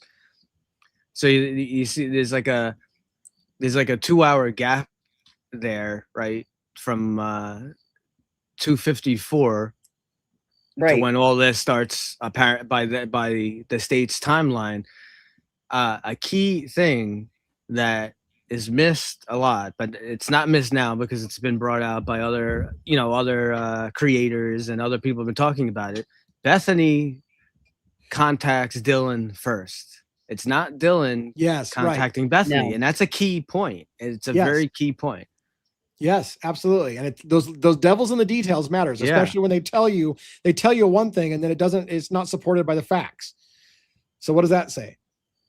So Dylan went on to say that she was in and out of it and she did not fully remember the incident. Dylan was asked where the suspect was in the residence when Dylan saw him. Dylan said the suspect was between her bedroom door and the kitchen. Dylan said she remembered watching the suspect go out the kitchen door and leave. Dylan said at the time she closed her door and locked it as fast as she could. Dylan said the suspect did not walk towards her or say anything. Dylan said once the suspect left, she immediately called Bethany. Or Bethany called Dylan, or we don't know. Dylan said Bethany informed her that she had heard a sound that sounded like a firework. Dylan then said she told Bethany that she called everyone and they are not answering. Dylan said she was in and out of it and believed everyone was just asleep.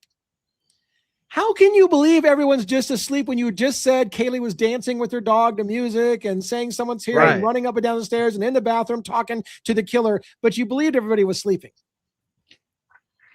Yep. Yeah. It doesn't make any sense at all. Dylan said that she then went to Bethany's room, locked the door, and went to bed. Hey, you know what? All of this crazy shit going on. Nobody's answering. There's screaming in the house. There's crying. Some strange male, a masked intruder just came in, and we decided to go to bed. we'll just sleep that shit off. Anyways, I know I've done these rants before, but every time I fucking read it, it makes me lose my mind. Dylan said she woke up around 11. We know flat out that's bullshit. That's bullshit. I can't be perjured or liable because that's fucking, it's the record shows she did not sleep from 4 o'clock to 11 o'clock. That's lies. That's not what happened. Yep. We now know it's bullshit. Yep. Dylan said she woke up at 11 a.m. or 12 and called her roommates and no one answered. Dylan said she called Hunter. Hunter came to the residence, went upstairs and told Dylan they need to call law enforcement immediately. Dylan was asked if there was, go ahead. No, I was gonna say, what do you mean? She added a phone contact in her. Yes, sleep. Right. She did all kinds of shit. She did all kinds of shit. Yeah. Dylan was asked if there was anything else that she wanted to share. Dylan said Bethany described the noise as a loud boom, but Dylan did not hear it. So earlier it's a firecracker. Now it's described as a loud boom. Dylan was asked if any of, and again, Wickham has a theory about what the loud boom is. To cut to the chase, Wickham believes the beer pong table was knocked over, creating the thud and the boom that Bethany heard. And it was re-stood up and repositioned with cups to make it look like it never got knocked over. This is big to Wickham's argument. Wickham is saying they tore through that living room. The beer pong table got knocked over. Bethany heard it, and somebody took time to recreate the room the way it was before the chaos ensued in the common room, and then cleaned up. They restaged the scene to make it look like something didn't happen there, wiped stuff down, and staged this. That's what Wickham's hinting at. The entire common area was restaged after the incident. Dylan was asked if any of her roommates shared any weird experiences in the last couple of weeks or texts. Dylan said, no, it's all been normal. It's been all normal. Nothing weird at all. Nothing really ever happens in Moscow usually. When asked if there were any altercations at the Sigma Chi party, Dylan said, no, everything was normal. Dylan mentioned again that she met Ethan and Xana at the party. Dylan was asked if anyone was having sexual relationships with anyone that they shouldn't be, and Dylan said no. Dylan brought up an incident which occurred about a month prior. Dylan said she and Bethany remembered Kaylee saw a shadow while she was taking Murphy outside. Dylan said Kaylee also mentioned when she was at Winco 2 or 3 weeks prior, an individual was following her. Dylan said that she arrived home one time and the door to the residence of 1122 King Road was found open. Dylan said she did not believe the slider door was locked the night of 11/12/2022. Dylan said she heard Murphy barking at around 4 o'clock in the morning at 11/13/2022 when Kaylee went upstairs. Dylan said she heard Murphy go outside barking as well. Dylan was unsure if Murphy would chase a suspect outside. Dylan said she did not remember if the suspect who ran left the slider door open. And again, I think Wickham hinted, wasn't it Wickham that hinted that Dylan Mortensen's phone activity or whatever shows that she climbed a flight of steps and may have gone up to let Murphy back in or something to that effect? Wasn't that in this book? I think so. All right. We're at 2 hours. Do we stop at this little ellipses right here and continue on another night, or we keep reading? What's the audience say? Up to you. Keep going? Up to you, whatever you want to do. People have, there's a lot of people in the chat asking stuff. You guys got shit to do, or you want to stay with us for a little bit longer? No, might as well. We got a good crowd. We might as well keep going for a while. All right, I'll keep going. Consider, now this is back to Christopher Whitcomb. Consider for a moment that everything necessary to prove the guilt or innocence of an offender could be sealed up in a container and protected against contamination forever. We all know that is not possible because even under the best conditions, crime scenes are dynamic environments that begin to change the moment investigators enter. To document, seize, and process evidence, things need to be moved, and each time something is moved, the crime scene changes. Even with the best of intentions, there is a point where it becomes impossible to go back to the parts in hopes of reconstructing the whole. This trade-off between documentation and analysis has been the bane of homicide investigations since Cain killed Abel. Fortunately for us, police now have swabs and digital cameras to bolster recollection. In addition to information provided in Sutton's report, we have objective views provided by the other officers, including Nunez, who had a body camera, and ISP technicians with state-of-the-art devices. And by the way, body cameras are an enormous benefit for this, because when officers have to go in and clear the scene because it might still be an active crime scene, there could be a killer still in the house. You don't know. They have no idea when they're going into that crime scene. Everything that they touch and interact with and contaminate, if the body camera footage is on, it's recording all that. So you have documentation is, oh yeah, the officer moved this out of the way to check the closet. Anything that gets disturbed like that is disturbing the crime scene, but thank God for body camera footage because it would show, oh, the officer moved that. It was in a different position. You can see it on the camera. This is all important because where the knife sheath was at on the body cameras are really important. All right. Where the fuck was I? So it says we can learn a great deal by looking at all the different perspectives and using them to ferret out the truth. Let's start with Talbot, who wrote in his December 6th report. By the way, thank you, Lab Blue Haze, for the gift memberships. Thank you so much. 5 members got new gift memberships. That's super awesome. In fact, I need to put out some new member-only content so that people get their money's worth out of that stuff. I got a video coming up, by the way, tomorrow that I'm going to make too. But anyways, let's start with Talbot. He writes, as you go up the stairs to the second floor, you enter a small living room area. There was a folding table set up on the west side of the area, partially blocking the entry to the west hallway. Now, again, this is where Christopher Whitcomb is he's been telling everybody, we need to be paying attention to this floor and this, what I'm going to say is recreation of the scene. Something happened in the common area and somebody took time to clean up and restage the area and move shit around. And that's a key to this crime. Yeah. Mm-hmm. Or make it look like something else. Yeah. Or make it look like something else. Right. By comparing his findings with Sutton's analysis, we can really begin to figure out where things seem to have gone wrong. Talbot wrote, the table had multiple red solo cups on it in game formation, beer pong, along with a small steak knife.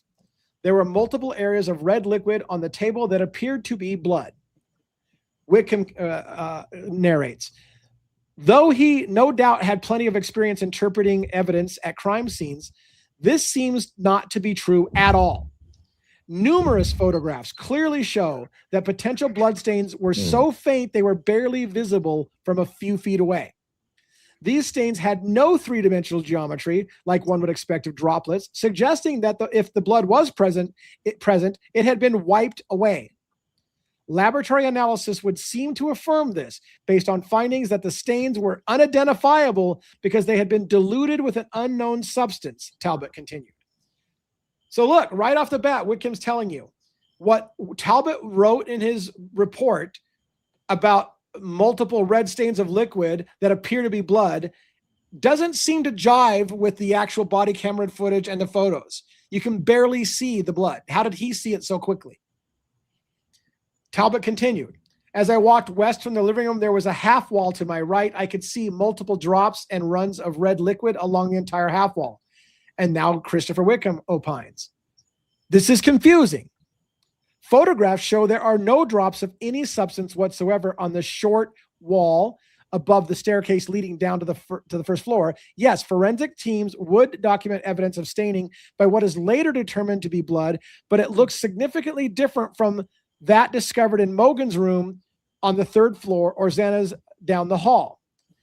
So this is the part that Christopher Wickham is making the big deal about. The way the blood stains look on the half wall are completely different than the blood stains in the rooms. And that's what he's making the huge deal about. It's completely different. It shows tampering and other evidence. Across the half wall north, I saw more red stains on the wall above the first and second floor staircase. We saw that when I was pointing it out, the blood that made it all the way across the stairwell onto the back wall. The stains and liquid were consistent with cast off and appeared to be blood. Wickham says, again, there is no evidence of any liquid in the common areas of the second floor. Based on photographs and video footage, what Talbot reported is barely visible to the casual observer. So Wickham, I believe, is making a big deal. We're not talking about liquid that is still wet and has three-dimensional geometry. You can still see like the ball of blood. It's wiped down, flat, dried surfaces that are not easily to see right away. And he's making a distinguishing. It's not blood. It's not liquid. It's dried residue that had been wiped down. Continuing west, or diluted with some unknown substance, I should say better. Continuing west down the hallway, there was a bathroom to the left, south, with the hallway ending at a bedroom. On the north wall of the hallway, near the bedroom door, there appeared to be a red-colored transfer mark at approximately a shoulder. And that's that little line that we showed that had that little, right near a bathroom. I think that was the line he's talking about. Now, Wickham continues to explain. To explain the importance of this observation, we return to Sutton. On page 32 of her report, provides analysis of one highly unusual anomaly, which dovetails with Talbot's observations. Though it might seem that we are skipping ahead here, chronology is not the only matrix in a case this complex. What Talbot and Sutton observed will fit into the larger picture shortly. Stain 26 on the half wall of the second floor living room at the end of the beer pong table is depicted in image 4886 and 4685.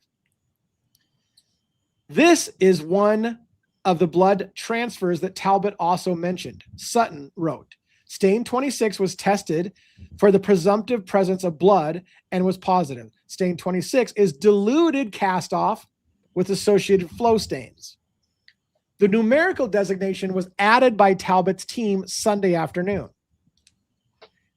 And this is what was in that report. Cast off is created when blood, or actually that's our description of cast off. Cast off is created when blood is released as a result of a bloodied object in motion. The appearance of the blood stains reveal that the blood has been diluted by another liquid. Flow stains, as demonstrated in stain 26, resulted from gravitational attraction. Adding additional testing of stain 26 shows the presence of a mixture of DNA. Kaylee Gonzalez matches the major component. Madison Mogan is a potential contributor to a minor component.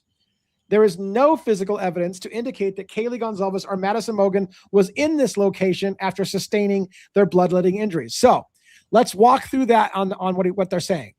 They're saying a bloodied object in motion that had been used to murder Kaylee and Maddie upstairs was covered in their blood and it got cast off as the killer came around the corner and it hit the wall, and it had a mixture of Kaylee and Maddie's blood that was on the half wall outside of the bedroom of Xana Kernodle. Okay.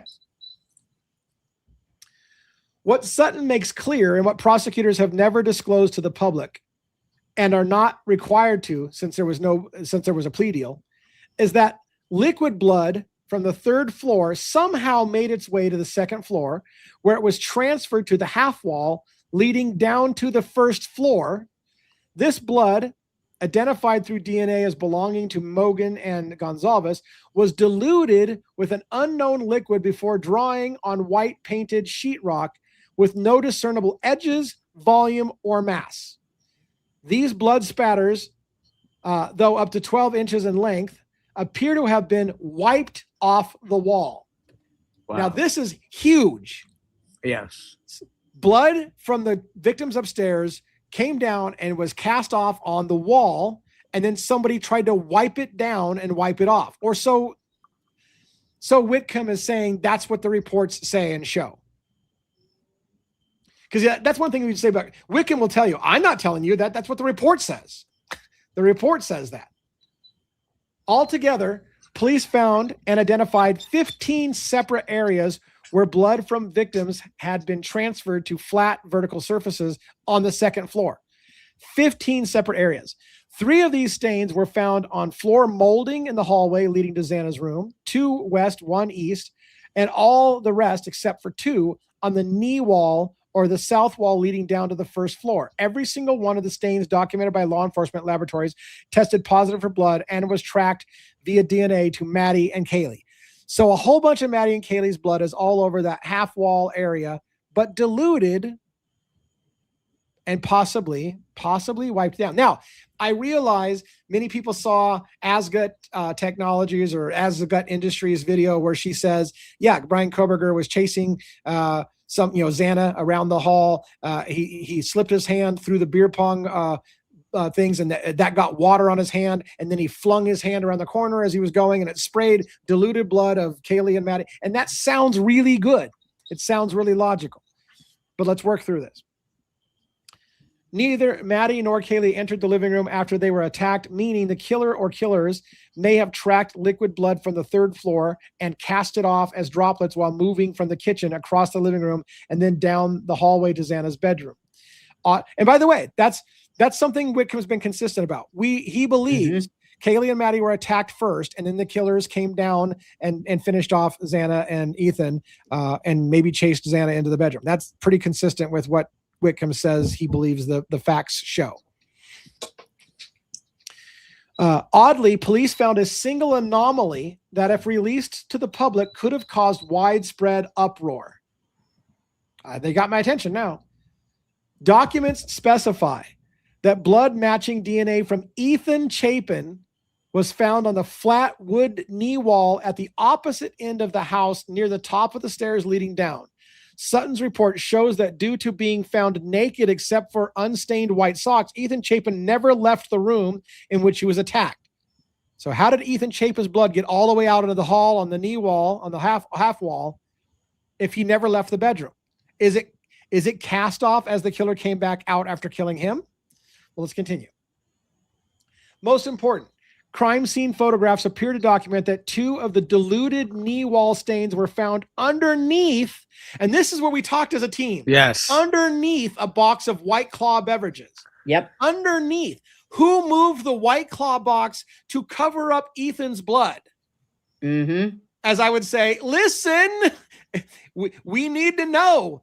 Was that White Claw box there when the police arrived on body camera footage, and therefore somebody else had already moved it to cover Ethan's blood, or did it get moved by law enforcement by accident? Go ahead, Robin. My question about that is, it's kind of like with the knife sheath. Was the box stuck to the floor because it was sat on top of fresh blood? Or was it easy to move because that blood was already dried and then the box was moved? And by who? Was it moved during like you said, law enforcement? So if that box was stuck to the floor, that says to me it was put over top of fresh blood and, it dried and stuck together. So that is a very important point. Yeah, and Hank Green's wife said it was there on Nunez's body-worn camera. So listen, if Nunez shows up and the White Claw box is on top of Ethan's blood, you have a major problem. Yes. How did Ethan's blood get underneath the White Claw box if somebody didn't pick it up after he had bloodlet and then put the box? Like, it makes no sense. You can't fling blood underneath the White Claw box. So if Ethan's blood is underneath the White Claw box, somebody put the White Claw box on top of his blood after he'd been murdered. And that's, we're going to read it right from Wickham. Let's read that whole paragraph again. Most important, crime scene photos appear to document that 2 of the diluted knee wall stains were found underneath a box of White Claw beverages. If true, this could prove that someone placed the box on top of the stains after Chapin was murdered. As we will see shortly, these previously undisclosed pieces of evidence alone seem to completely cripple the prosecution's assertion of a lone offender. Because how does this happen? Does the lone offender kill Chapin, run out of the bedroom, spill his blood on the wall, and go, shit, I better back up and put a box on top of that shit? Like, that makes no sense. Right. It makes no sense. In my mind, Wickham continues, someone almost certainly transferred via touch Ethan Chapin's blood to the stairway after he and Xana were murdered. After they were murdered. It appears most likely they did so while walking down to the first floor, not fleeing the house via the kitchen. Right. So Wickham flat out says, and he doesn't do this often, he doesn't usually give his opinions about it, but what he's saying is, it looks like somebody got Ethan's blood on their hand and touched the wall, and we're heading down to the first floor where law enforcement and prosecution said nobody went out the first floor door. The killer went out the back door. So who's covered in Ethan's blood and touches the wall with Ethan's blood? And then who put the White Claw box over top of Ethan's blood after he was murdered? There's more than one person, it seems, trying to cover up the scene and what exactly happened to lead people astray to about what order it happened in and where the killers left. Exactly. Stain E was tested for the presumptive presence of blood and was positive. Sutton wrote in her report, referring to 2 stains found on the flat wooden ledge under the White Claw box. So Sutton knows these blood stains are under the White Claw box. Stain E consists of 2 diluted spatter stains. The shape of these spatters show they were traveling from the area of the living room and towards the stairwell opening. Oh, so the killer was leaving the stairwell to go down the stairs. Sutton wrote it in her report. Somebody who had killed Ethan Chapin was heading out the fucking front door of the house, is what it's basically saying. They went from the murder scene and down that staircase, and that would explain blood on the other side of the wall. That would explain a lot. But according to Hippler, the dude went out the sliding glass door, right? Right. Yeah, right. Wrong. Maybe one did. Right. The coloration and the edge characteristics of stain E show concentration around the out periphery indicative of a diluted stain. So somebody tried to clean up Ethan's blood and put a White Claw box on top of it to hide it. Oh my God. Right. I mean, come on. Like, the White Claw box is huge. And we kind of caught it the first time, but we didn't ask Wickham about it. We didn't spend a lot of time on it. For what? And then Wickham continues. So that was from the report, right? That's Sutton's report talking about Ethan's blood underneath a White Claw box. Mm-hmm. And heading in the direction of going down the staircase to the outside door on the first floor. For what seems like inexplicable reasons, she notes, stain E was not tested further. Because it doesn't match your narrative. Right. It doesn't match the prosecution's narrative. There isn't more than one killer. No one went downstairs to the first floor, and no one went out that way. So we don't need to look at anything that indicates that's the truth, because it's not. We told you it's not. So we don't need to test it any further. We know it didn't happen that way. And so this is what we're going with.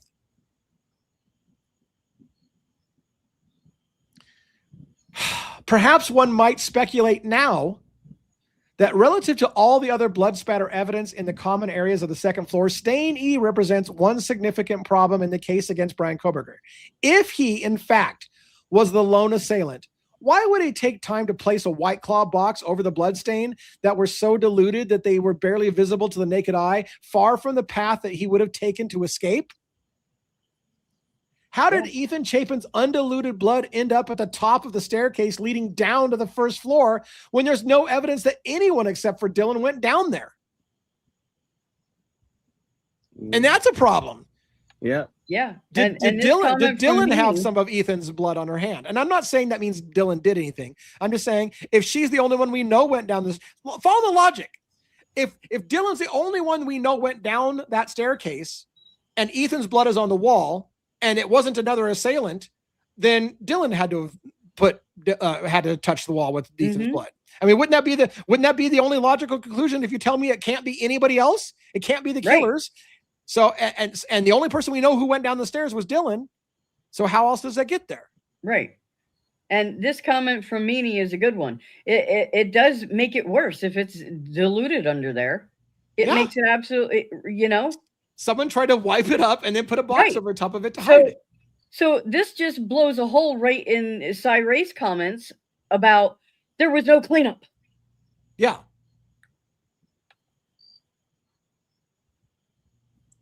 Hank Greenwife says, DA, what did he say? Hank Green's wife, so I guess that's she, right?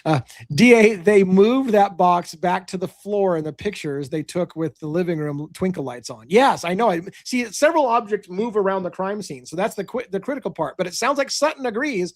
The original crime scene photo shows the White Claw box on top of Ethan Chapin's blood.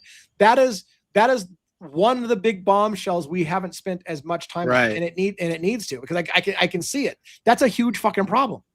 Yeah. How did Ethan Chapin's undiluted blood end up on the top of the staircase leading down to the floor where there's no evidence that anyone except for Dylan went down there? If police were in fact seeking the proverbial smoking gun during the early days of their investigations, it would be difficult to imagine anything more compelling than this. Yeah. Yeah.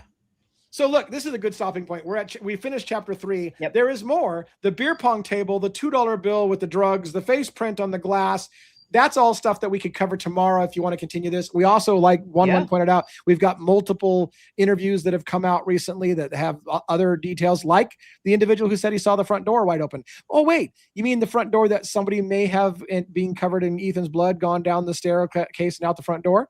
That and one? Yeah, and an interview is very interesting because the police, when they interview him, they're like, "Are you? It's basically like, are you sure it was the front door?" And he's like, "Yeah." yeah. Like, I know what the front door is. Yeah. So yeah, it's that White Claw box, I think, has not gotten the attention it deserves. Ethan's blood underneath the White Claw box has not gotten the attention it deserves. That somebody tried to dilute the stain and then put a box over top of it does not get the attention. Coberger, that makes no sense. He doesn't have the time. He doesn't have the time to go do a cleanup. Doesn't have a reason to do the cleanup. And also the blood that you showed too in the beginning in the pictures, some of the cast off, the angle of that blood, we're not blood spatter experts, but I believe from what the stuff that we do know, it does appear that some of those stains go from right to left, which and then gravity takes over and it goes down. It looks like someone was going down the stairs. Yes. Yeah, I agree. It does look like somebody was traveling down the stairs. And there's even that flag that looks like it's a directionality arrow pointing down the stairs. Like at some point it looks like somebody else might have thought that the person moved down the stairs that way. But that doesn't fit with the official narrative of one killer that came through the sliding glass door. So, boy, I should be hoarse by as much yelling as I've done tonight. I was just going back through the photos, the crime scene photos, scrolling through off stage here to see if I can find the White Claw box again in any of the early photos. Give me one moment and then we'll wrap up. If I can find the White Claw box, it'd be nice to see it.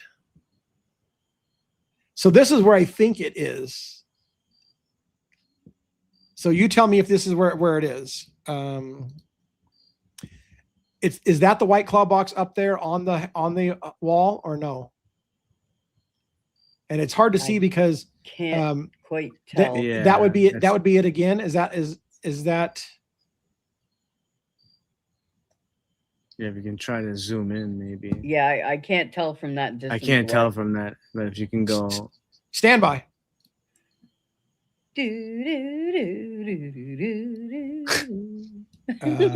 Stand by. Oh. Ooh. Oh my God. That's not the way to do it. Gosh darn it. I want to just move the picture once I'm zoomed in and it's scrolling through images. What? Wait, hold on. This sucks. You know what I'm going to do? I'm going to do this. Next time I'm going to take a screenshot of it and just zoom the screenshot because that way I don't accidentally scroll through photos. So da da da da da da da da da da da da da da. Come on, right there. So there was another image of it, right? Come on, I wanted both images of it. Well, this is one of them. So let's see if I can stand by.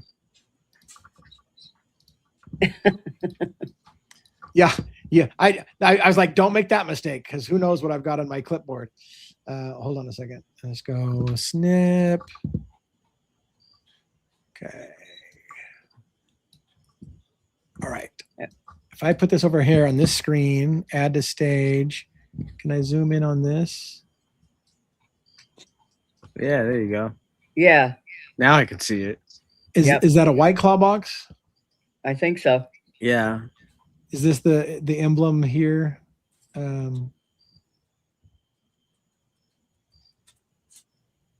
Okay, hold on. I'm almost going to wrap up. I'm just going to see if I can get a little better picture of it. Oh, there's another picture of it. Hold on. Okay, let's put this back on stage. So this is over here that I've blown this up. I'm going to blow this up here. Yeah. Yeah, that's it. Yeah. That's a White That's Claw it. box. Yeah. Yep. So if that's the position of the box and Ethan's blood is underneath this box and Ethan's blood is over here on the outside wall, or like you have a lot of explaining to do how Ethan's blood gets all over there and somebody dilutes it and puts the White Claw box on top of blood. It's impossible for the blood to have got there. So right. that's where I think they're talking about. Yeah. And if that box is placed over Ethan's blood, it's a major problem. Mm-hmm. Yeah. All right. Well, it's been a long one tonight, but thank you. And it's good to have you back, 1-1, and happy belated birthday, Robin. Thank you to everybody who showed up for this impromptu breakdown. There is more we could cover of Wickham's book as he gets into more of the diluted stains, but that's the one that had the team talking today. The White Claw box. Did we miss making it as important as it is? I think we did miss making it as important as it is. I think that White Claw box is a major key to this crime. We knew about it. We knew about it. We knew about it. Right. I don't think we spent the time that we should have. No, we didn't. Yeah. So all right. But go think about this and contemplate this on the tree of woe. There you go. Have a great evening. Thank you to all of you for the birthday wishes and also for all the gifts tonight, the memberships, the jewels, the super chats. You guys are absolutely amazing. We appreciate that so very much. So thank you all very much. Yeah. We love, thanks to all of you for coming out each and every night. We love all the questions and discussion. A special thanks. I said I would thank Cat's Mojo. We appreciate all the stuff that you send. Does not go unnoticed. So we appreciate it. We are looking at all of it. So thank you very much. Yes, we appreciate it. One of those people that don't get quite of the attention they need. And Karmic Retribution TC in here. By the way, I'm starting to have conversations with Karmic Retribution. So good to see you. Thanks for dropping in on the show. I don't know if you've been here all night and I just missed you, but good to see you in here. And that's it for us. I hope they didn't come in right now as we're shutting down, but that's it for us. Have a great night. Take it easy. We'll see you tomorrow night, same time, 5 p.m. Pacific Standard Time, 8 Eastern. Shit, I'm starting to sound like the Micro Machines guy that talked a million miles an hour back in the 80s. Have a great night. Bye. Good night, guys.